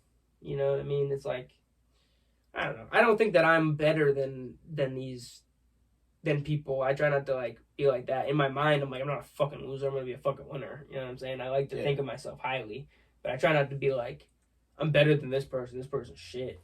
Yeah, just don't take pride, kind of. Yeah. Just kind of be humble about things, and just know there's a checklist. There's definitely a checklist, so just get the shit done that you gotta get out the way. I think that you've been very humble throughout your music career, dude. You've put out a lot of music. You've done a lot of stuff, but you've kind of stayed pretty humble about it. We haven't even talked about any music. We just did an hour and 13 minutes of no talk about music other than the one time I pulled up. Bro. I mean, people ask me about music, and they're like, "Do you still make music?" And it's well, I'll just answer the question real briefly. And the reason why we haven't talked about music is because it's not a thing I do. It's who I am. So it's just it's just relative to music. It all translates to the music. This is what goes into the music. This is what inspires the music. This is what happens when I go to the studio. These are things that I think about when I'm making music. So that's all. I said this conversation is going to bring people to your music too. I'm not saying that it's going to be you're going to get an influx of fans. But you know what I mean? Some people will now see who you are and be okay, now I'm interested in hearing this music. And I think that that's a little bit different than the other way around, being hearing your music and then finding out who a person is. Music was a childhood thing I did for free that I love to do. There's so many things I've done to make me money that I fell in love with as well. And there's so many things that I've had just as much or more fun doing that I fell in love with as well that I also do. So it's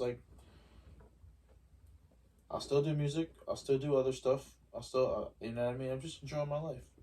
So you're interviewing, or whatever the fuck you want to call this, the podcast of just Zavian. It's just, the music side, you said I was humble about it. I've been humble about it. Of course I'm humble about it.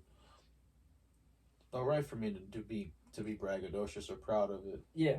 It's not right. It's just a thing. Well, I think you should be proud of it. I think it's maybe no right to be braggadocious and egotistical about it. I think you should be proud and prideful of what you've made. because I definitely feel that way about my music. You know what I mean? It's not like I'm like, this isn't the greatest music ever, and I know it's not like, you know, blah blah blah. But I'm proud of what I've made. I'm proud that I think you should hold pride in your music, for sure. But I also agree that you shouldn't be over braggadocious or egotistical about it. Hell no, for sure. That's the. It comes off like, I hate to use this word, but like icky, like gross. You know what I'm saying? When somebody's like coming off like super egotistical about something, it turns me off from somebody. Sometimes, unfortunately, excuse me, you gotta play the law of power and like kind of like trick the people. Sometimes you can't just be the good guy all the time. Sometimes I play villain. Sometimes I play a good superhero. So I feel you. You have to. Yeah. It's part of some. It's part of some type of.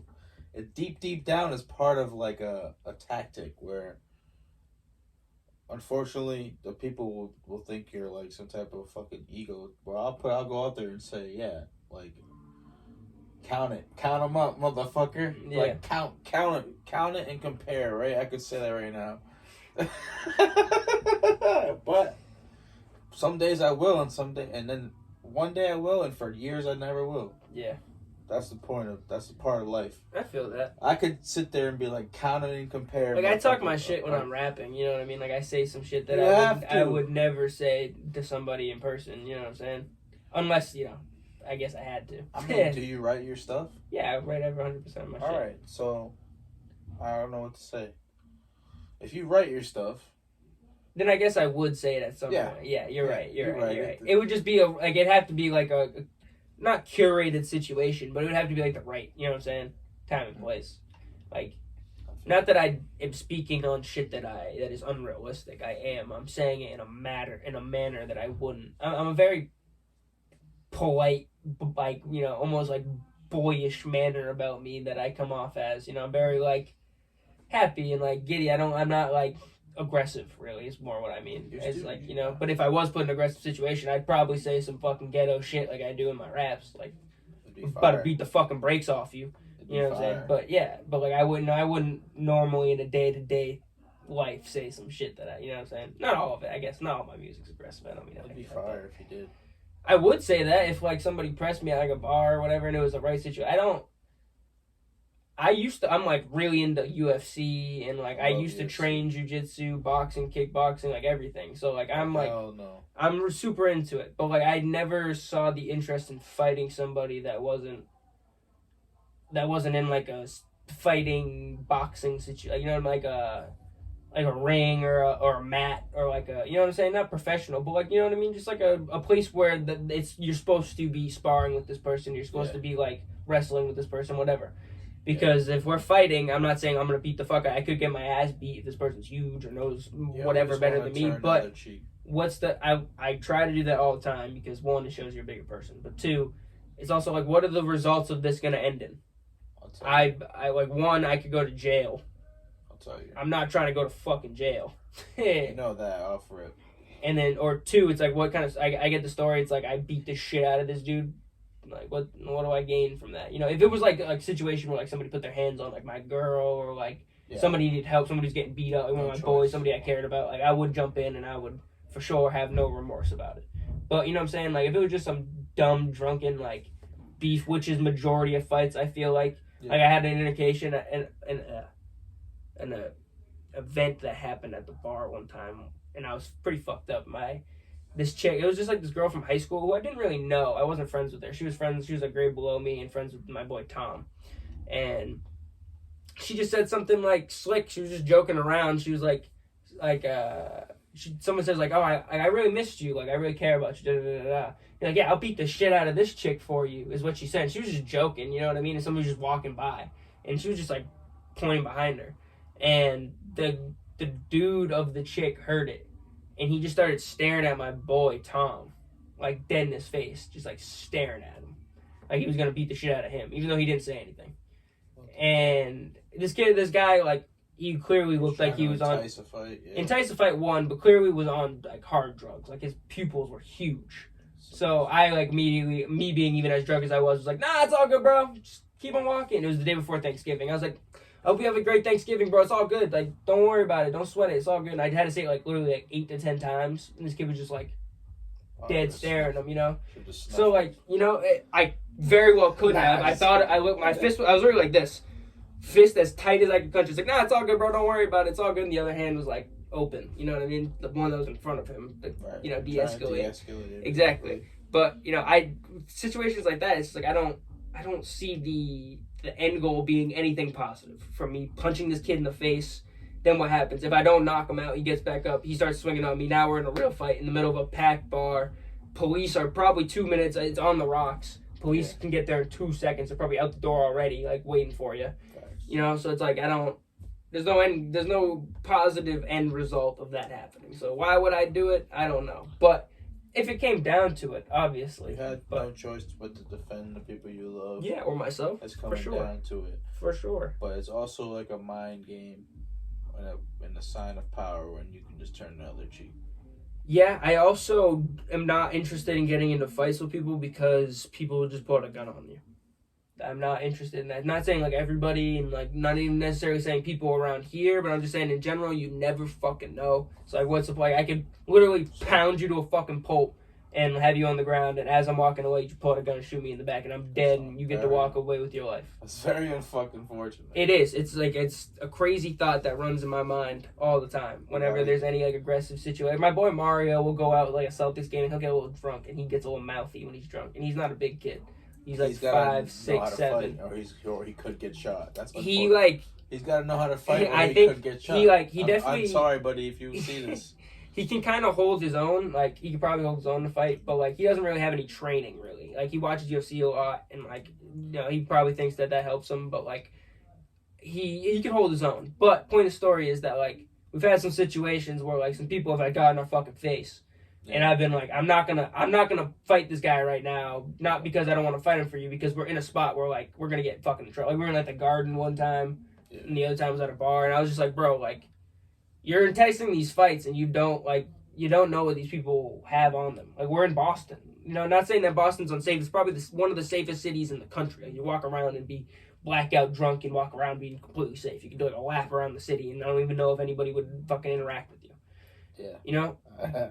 Like, I've done it. But, like... Same. But you just never know. You know what I'm saying? There's no point in risking me talking shit. Like, we were at, like, a bar, and a bunch of Bills fans were in there after a Celtics game. We were like, the fuck? This is a Boston bar. So we just immediately started rooting for the Broncos, who were playing the Bills. We ended up betting on the Broncos and throwing money. I thrown, like, $50 down on them. It comes down to, like, a last-minute field goal. We were we did yeah. I'm not even gonna cap. The Broncos won, right? So like they kicked the first field goal and they missed it, and some dude who we weren't even like we were talking like minor shit, okay? Like I mean like we were just like kind of chirping from like the background, being like, "What the fuck the Bills!" And like when something happened, we'd be like, "Go Broncos, let's ride!" You know, we weren't being like too bad at this point. And some dude came running up from behind and like bumped my boy, and we weren't even like. We were talking to everybody in front of us watching the game, and the dude was, like, over there by himself. And he, like, ran up and, like, bumped my boy Mario. And we were like, who the fuck? And, like, my boy Mario started pressing immediately. He's like, let's go outside. And I had to, like, step in, de-escalate everything. The bouncer guy came over. I was like, we're all good. And then they relined up for the field goal. And, you know, and that was the funniest part was the guy was screaming in his face, but there was a flag on the field. So they got to re-kick the field goal. And we're screaming.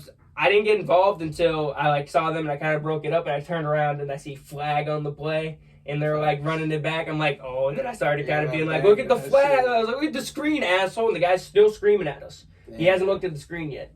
And then, and then eventually they kicked the field goal. And we didn't say anything. We all just went like this. And then we got kicked out. They were like, all right, get out of here. And I think the people at the bar were like, get out of here for your own good. They were like, for your own safety, get the fuck out. Because for some reason this Boston bar was full of Bills. Yeah, I have a video of it. I'll show you afterward. It was like us getting kicked out. They respectfully kicked. When I say kicked us out, they're like, all right, it's time to go. Like they're like, all right, it's probably good for you guys to get out of here. Let's go. And I was like, chirping them for too long. Yeah. And when we were walking out, we were like getting all rowdy and shit. It was a good time. But I just don't. I don't see the, you know what I mean? I was chirping for chirp's sake. I was a little drunk. And if somebody got in my face, I would have been like, yo, relax. I'm not even a fucking Broncos fan. You know what I mean? Get out of my fucking face. Well, I'll tell you what. But, yeah, I don't like that shit. As someone who doesn't want to fight and shouldn't fight because of, I'm one of those guys where it's like, I'm not going to fight you. I'm just not. Yeah. Unless you put your hands on my female. Yeah.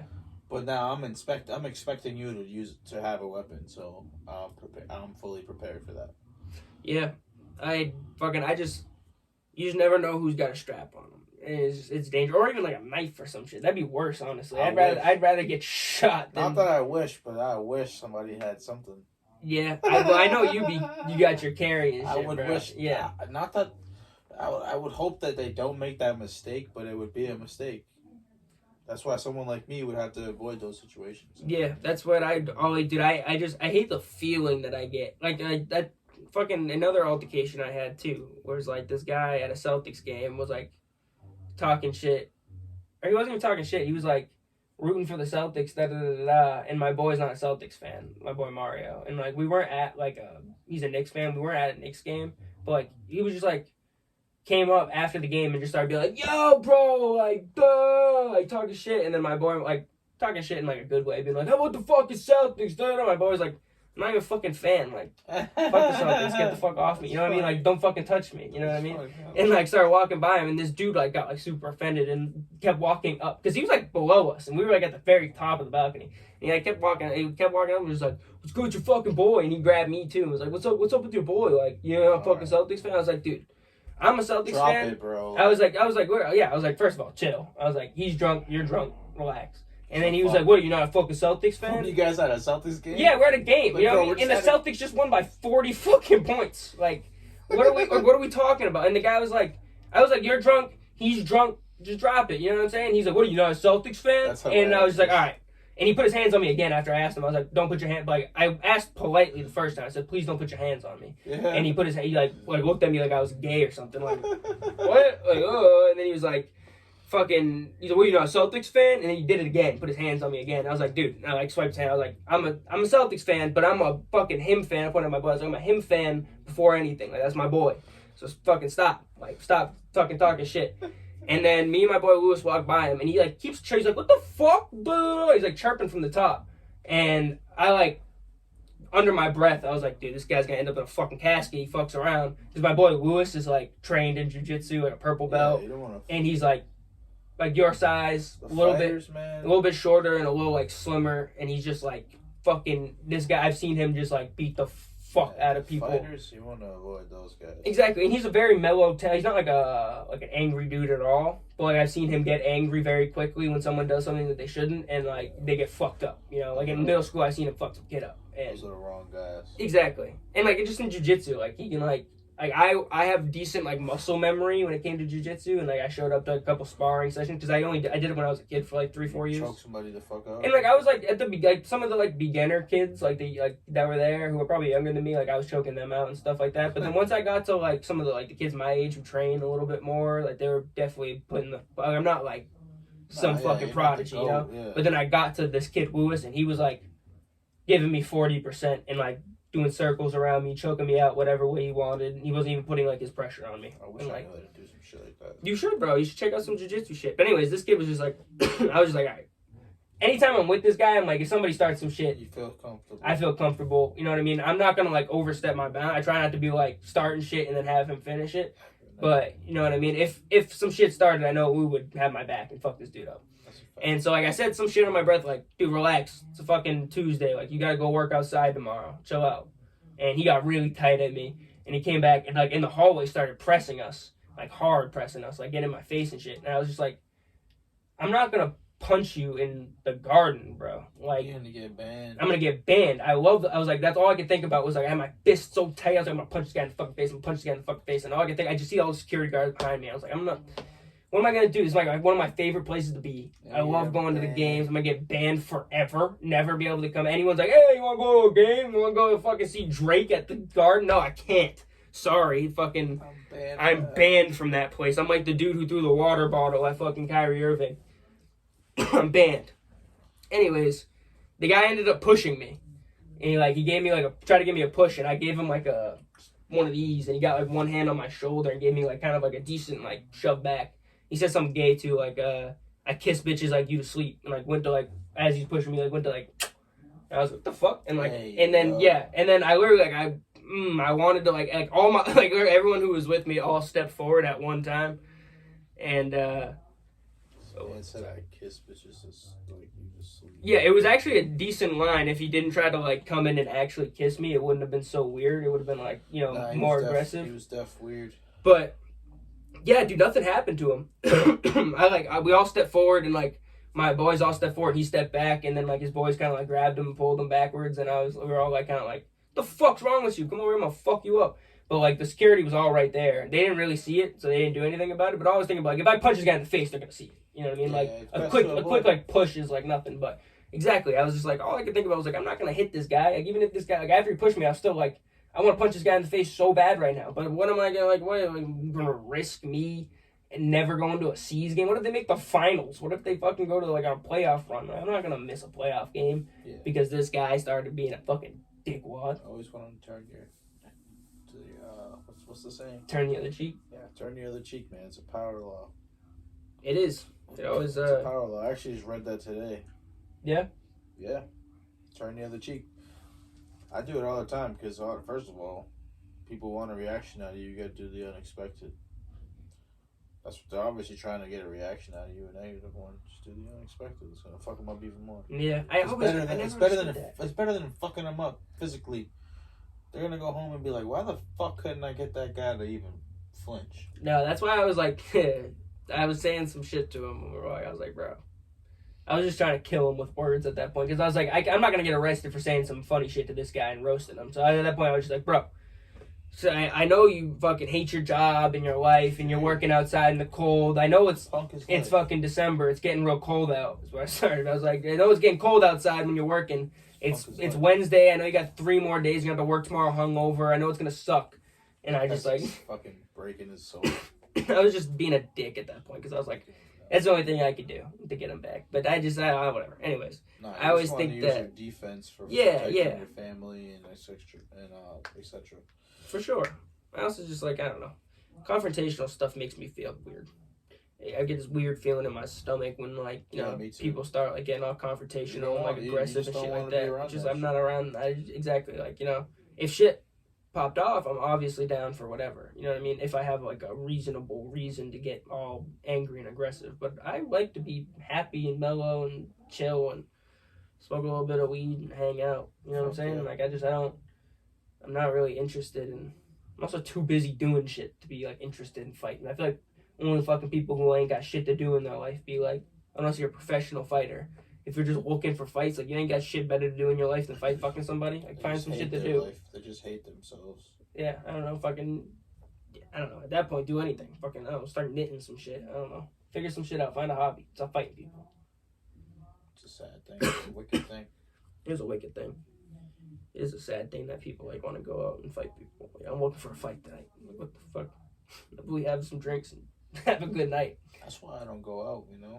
Yeah, I think that sometimes being right. I mean, you never know. I mean, I'm not saying you're nobody sometimes, but just to some certain somebody, you could be like that person's just biggest enemy, and just that one night they could just get you. That one night, you never know. You never know what you did to them was that deep. Yeah. I also think that just like most of the time I'm out in like Boston and shit, like if we go to like a club or just like a bar or whatever, it's like people are there and they do like beef. Like there are people who are trying to incite beef for sure. Yeah. And I think it's never like something that you know. It's just always just like some random thing, like you accidentally stepped on their shoes or like, you know what I mean? It's like the simplest shit ticks people so hard where it's like, oh, my fault, bro, would be my reaction. And their reaction is like, what the fuck? It's like, I'm not into that. You know what I'm saying? Really?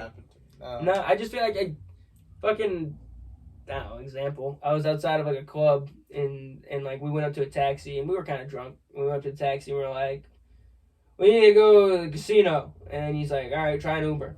He's pretty much what he told us. And I was like, wait, isn't that your job? And he's like, nah, try an Uber. And I was like, okay. And then and I walked to the side. And we walked to the curb, and some kids are like, "What'd he say?" Some randos. And I was like, "Oh, he told us to try an Uber." I don't get it.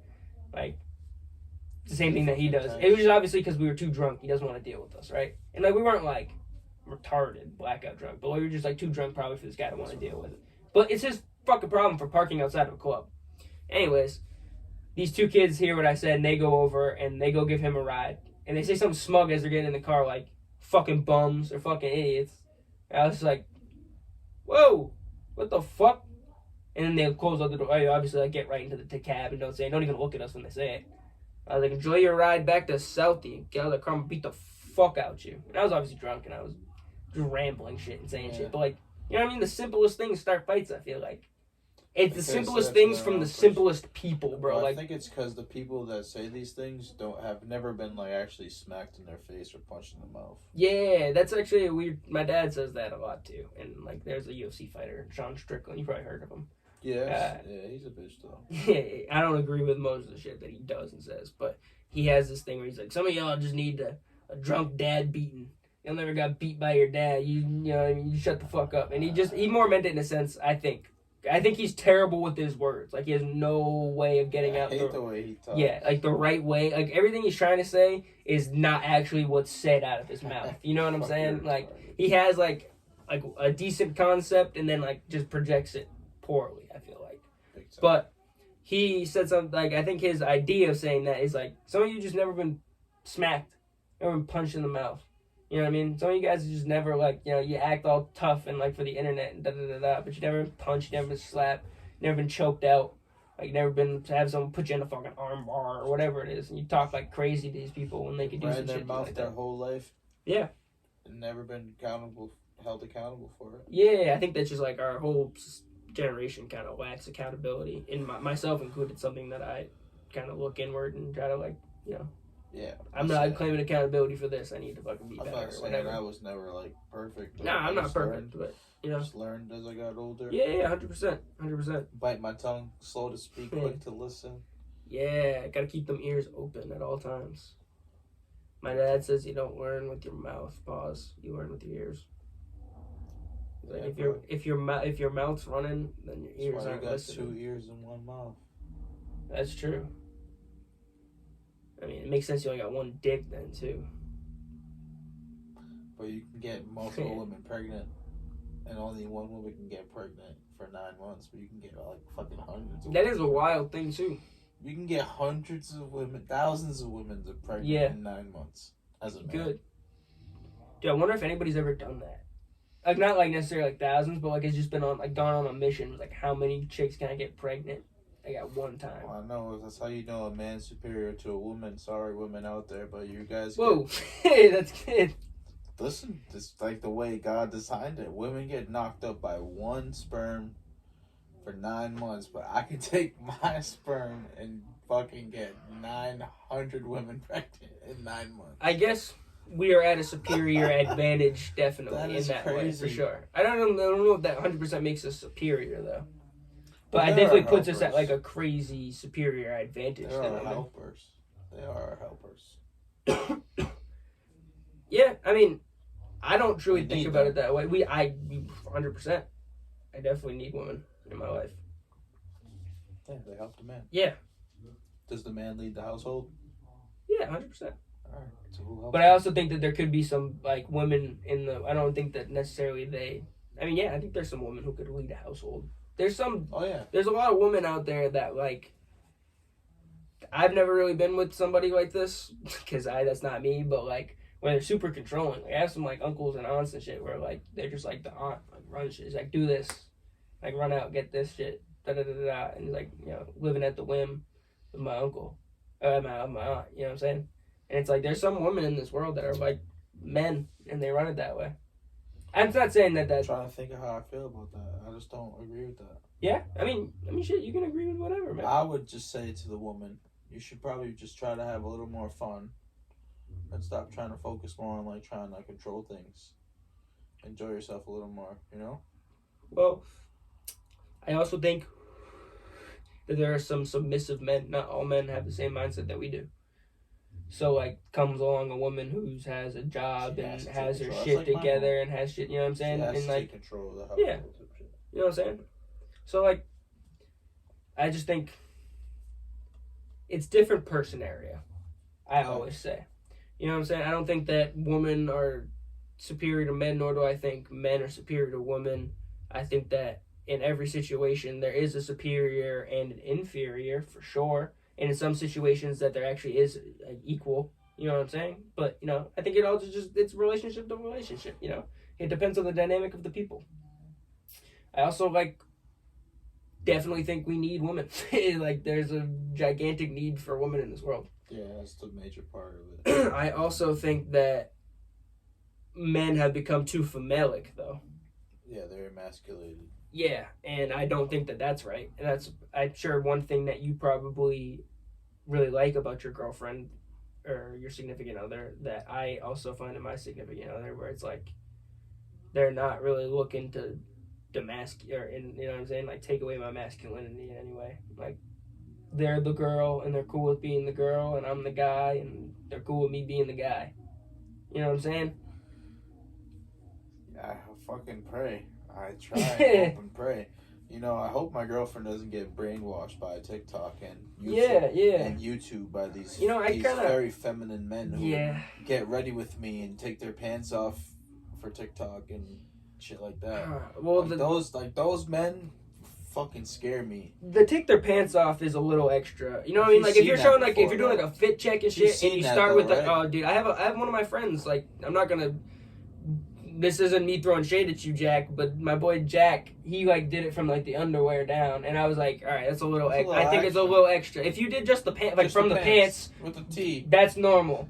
And I just don't think it's necessarily like femalic. It's just a little odd. Like I don't come on Instagram to see another man in their underwear. Nor do I turn on the ball dropping to see two men kissing as the ball drops. You know what I'm saying?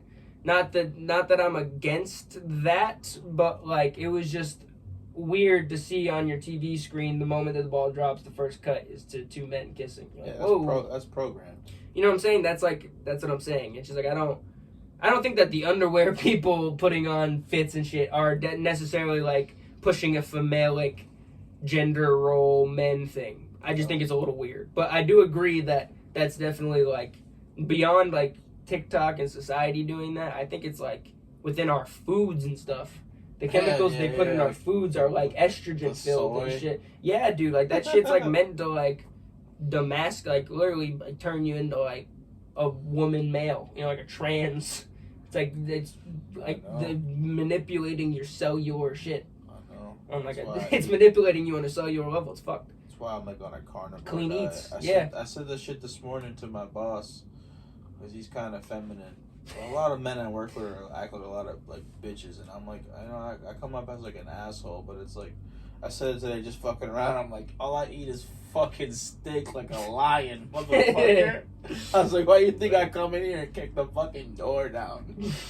And they're like, you're out of your mind. No, I'm just fucking around, but you know, it's kind of true, man. You gotta watch what you eat. I mean, I hate to like be like it's not a. I hate to be like devil's advocate. Like it's cool if you're trying to be like gay and you're trying to be, or if you're just trying to be like, you know, whatever, soft or male. That's cool. But like I also think that like they're projecting that upon a society. You know what I mean?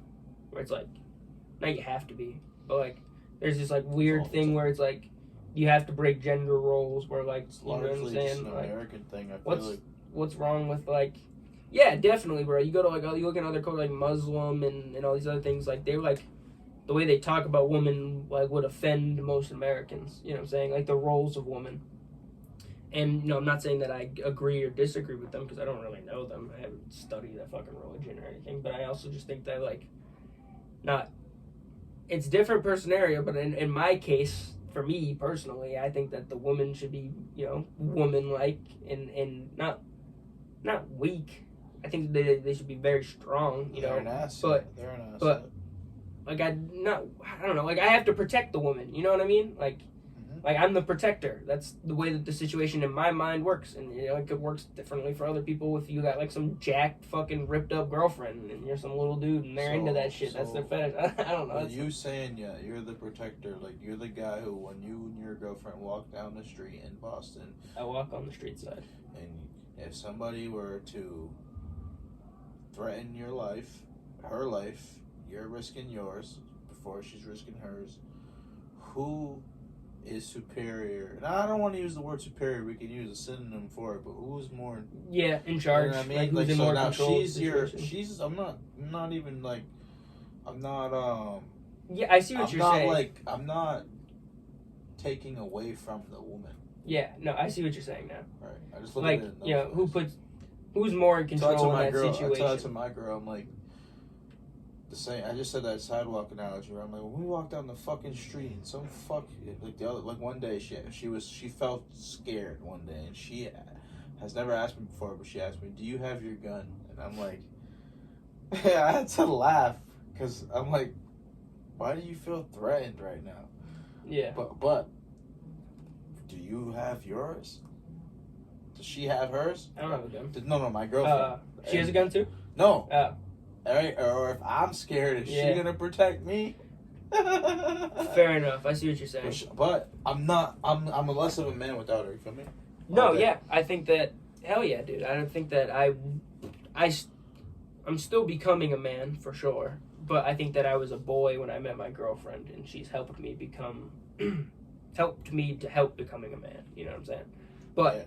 I also think that I don't think of myself at any point in time as superior than my girlfriend. I think. Actually, yeah, I agree. You know what I'm saying? Too. I'm not better than my. So like, I think that maybe superior isn't the right word. Maybe more in control in a protective sense. You know what I'm saying? More like, you know what I'm saying? Just like. That's true. More like. God, I also find that I don't know if this is for all women, but my girlfriend's a little indecisive. Like, even down to the simplest thing, like food and like, you know what I mean? Like going, or where we're going out to go, like, do something, like. So it's just more of like at least in my eyes and my decision making, it's more of like I'm the decision maker of, you know, not everything, because, you know, obviously they have to have a say, but it's like simple things where they're being like indecisive or whatever. It's like, all right, we're eating here, we're doing this. You know what I'm saying? It's like, I just keep it simple. We're doing this. That's the end of the conversation kind of thing. My girl's the same shit. Like, she asked me, it's like I gotta direct her life a little bit. Yeah, I can. She's like asking me. I'm surprised for the past couple hours we've been doing this. She's probably like wondering how she's gonna like figure out the rest of her night tonight without me figuring it out for her. Yeah, okay, I can see that. I think that they become a little bit more dependent on the male. Big time. You know, not in, like I keep saying 100% of the time. Like, I don't think that's all situations, because like I have like some, like, I mean, we all know people who are fucking whipped. They clearly aren't.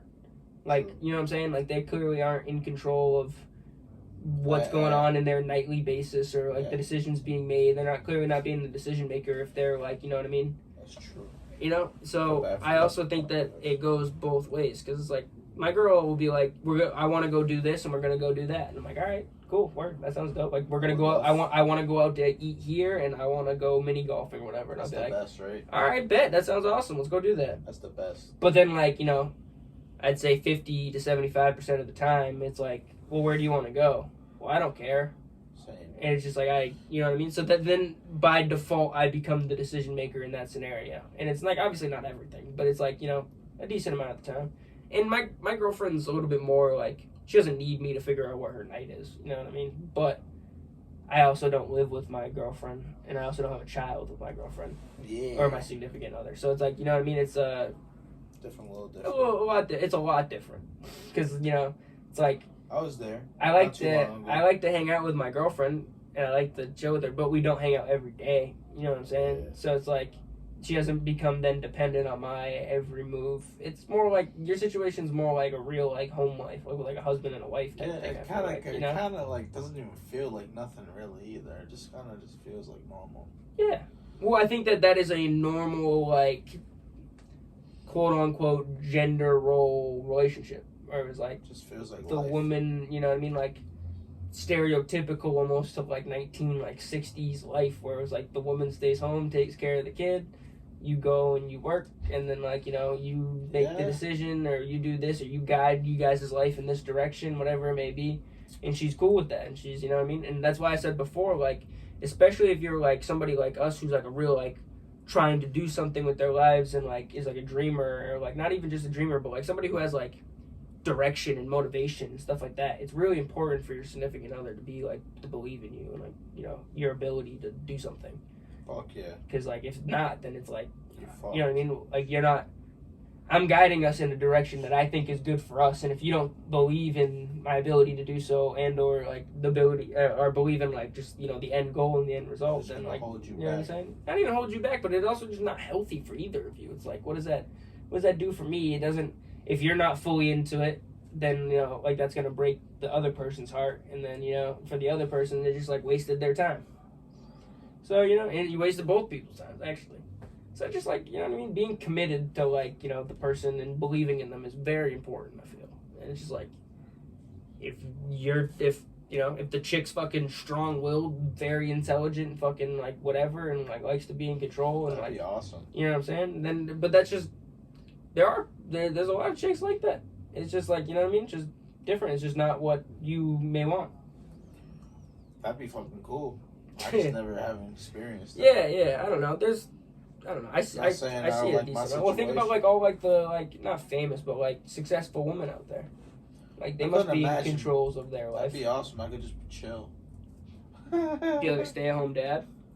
That'd be nice. Bro, what? I would love that shit. Just sports gambling all day long and like chilling with your kid. That'd be sick. Unlimited risk. Like, man, fuck everything.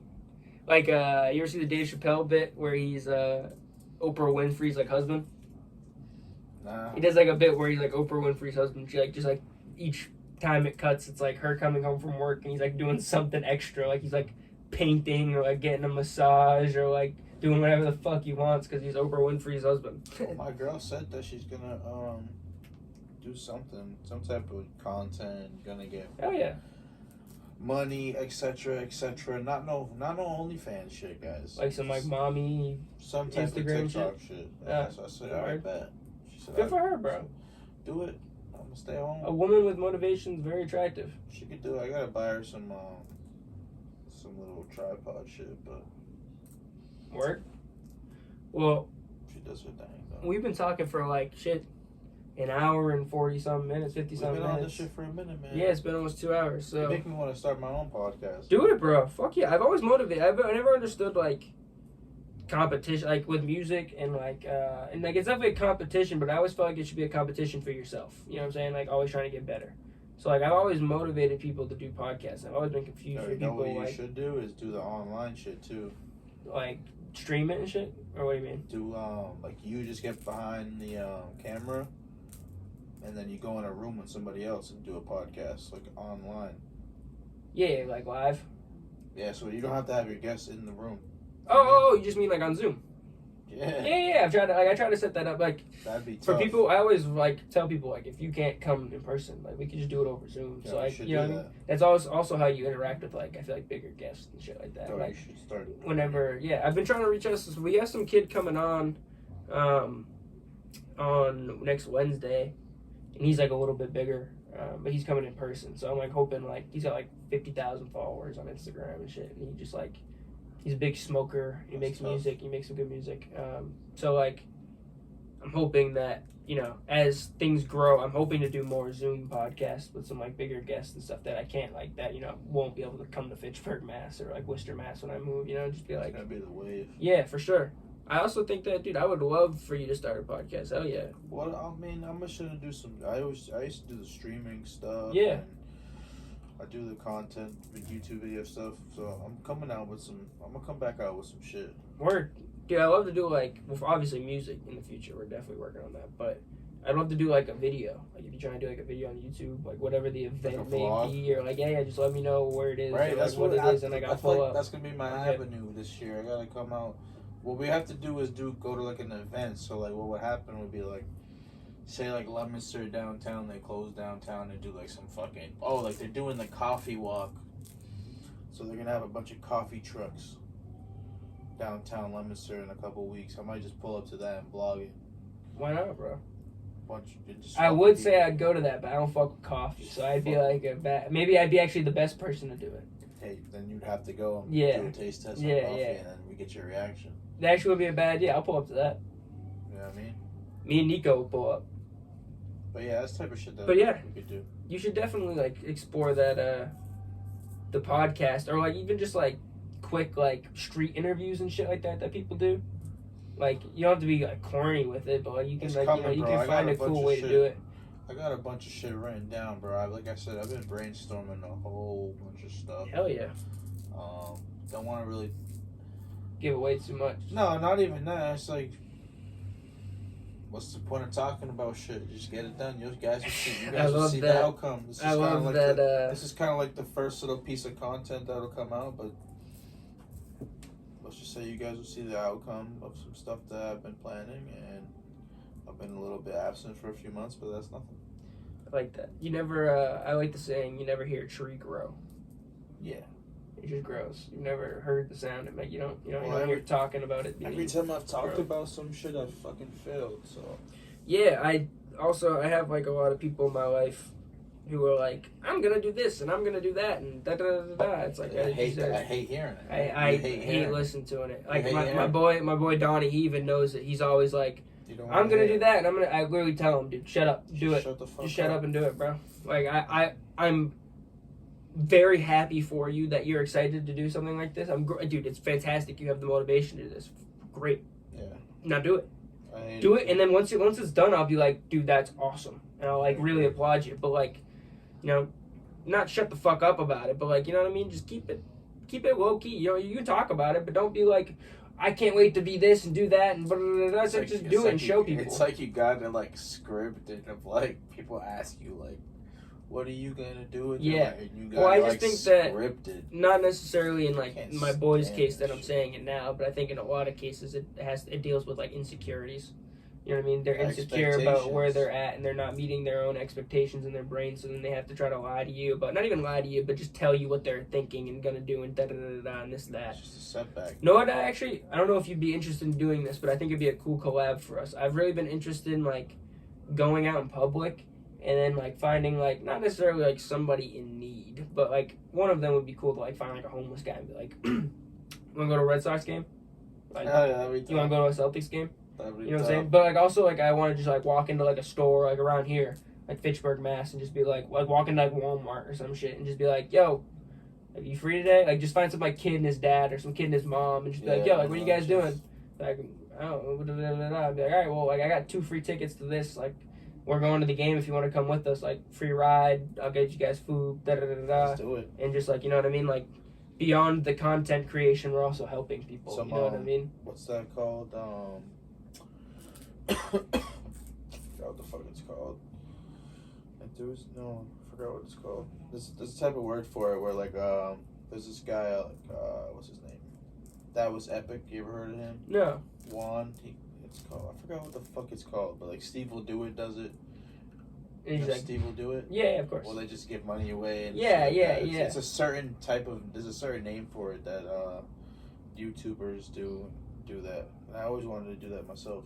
Yeah. I can't believe I'm drawing a blank on what the fuck it's called. I mean, I'm never in, like, a real financial situation to pull up and give somebody, like, 10 racks or whatever the fuck it is, you know what I mean? But if, like, I could buy somebody a ticket to a sporting event, and I could buy them food, and I could, you know what I mean? Like, before they leave, be like, you guys, you need anything else? Like, da-da-da-da, you know that shit's awesome. I always wanted to do that shit myself. Yeah, dude. Let's do it, bro. I mean, if we did it for, like, Celtics, Bruins, Red Sox, something like that, bro. I mean, like a Red Sox game, like we could pay for like a bunch of tickets. I mean, it'd be like we could like literally walk down the street, hand out tickets for the prices they're giving them out at. But like for like a Celtics game, like you buy a ticket for yourself, I'll buy one. We split the third one. We show up in Boston. We find some guy who's like in need or whatever. Just be like, yo, what are you doing? Like, you want to come chill with us? Get him some food. And just grab like food at the garden, film the whole thing, and then like at the end before you leave, just like, yo, like, what do you need, bro? Like, I ain't got much. I'm not rich, but like, if you need like a little bit more food, or if you need like some shit, like a t-shirt, whatever, sweatshirt, let's go grab you something. Like, you know what I mean? Just real quick.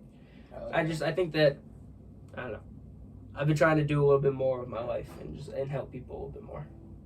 Especially when you have the means, right? Yeah, I mean, I'm not rich and I don't really have the means to like really like do some crazy shit, but like I can help a little bit. It's good for content though too. Yeah, that is. I mean, it's mutually beneficial. I'm helping somebody. It makes me feel good as well as getting content of it. You know what I mean? I don't want to sound like I'm like vulturing off of somebody else's. That's why I was also like, just find some like people around here who just like aren't going to the game. Just be like, hey, what are you guys doing tonight? You guys look like a nice family. Like, you guys want to go to the Red Sox game and just like get them like ice cream and shit at the Sox game, grab them some fries, whatever. Bro, I can't believe I can't remember the name of what the fuck that's called. Oh man, forget it. It's all good. But we're gonna wrap it up. This is been 2 hours. 2 hours of this. It's insane. It went by quick. I apologize. You don't gotta apologize for nothing, bro. The editing's easy. This shit's just gonna take a little bit longer to download and process. That's all it is. We had a great talk. Let me just get this recording going one more time on here so we don't lose our outro. But so I mean, we got some music on the way, hopefully soon, right? Oh, I got so much music, man. I'm not gonna say too much. I'm not gonna talk a lot because we're wrapping it up. But yeah, I got so much music I haven't dropped. Work. One person you work with is Keitsa. I want to get him up in here eventually. Keitsa, yeah. Yeah. That's my dog. He's got a lot to say. Yeah. So get me in tune with him. I want to get him on PTP. I got you. I'll plug y'all in. And then I definitely want to make music with you guys. Me and Nico pull up. Yeah, we gotta get active, bro. Let's do some vlogs. Hell yeah, I'm dude. doing some music shit right now, coming out soon. But let's do some vlogs. Let's collab on a vlog immediately. Like, we'll have to talk. Hell yeah, dude. I work same like 40 hours a week, but like shit, whenever I'm free, I'm trying to do something. So you let me know what it is. We can plan a little in advance, and we can do something. You work day shift? Usually, I'm usually like either 9 to 5 or 12 to 8 for the most part. Wow, that's solid. So it's really not that bad. But fuck yeah, dude. I'm trying to Get it popping, yeah. We're gonna go out there and just do some shit, bro. Whatever, maybe even if it's like some like clean eat shit or whatever, just like whatever. I don't even care. Something simple. It would be something, bro. We'll do whatever. Some music. Be on the lookout for definitely a lot of content coming out from Zavian soon, and then we'll keep it rocking and rolling. Let the people know where they can find all your shit, like your Instagram and your Spotify and everything like that. Everything is Zavian Fernandez. Wow, that's quite simple. Everything's Zavian Fernandez on YouTube, Spotify, everything. Everything's my full regular name. Word. That keeps it simple and easy. Yes, everybody go check his music out. Definitely check out his content. And then be on the lookout for more stuff soon. If you made it 2 hours in, I salute to you. That's some real shit. I'm gonna send my viewers to this shit. They're gonna watch this shit. Hell yeah, bro. They're gonna watch this. I'm gonna post this shit everywhere too, so we'll get some clips and everything going. But I'll leave you how I always leave you. Peace and believe in yourself. I'll catch you fools later. Deuces.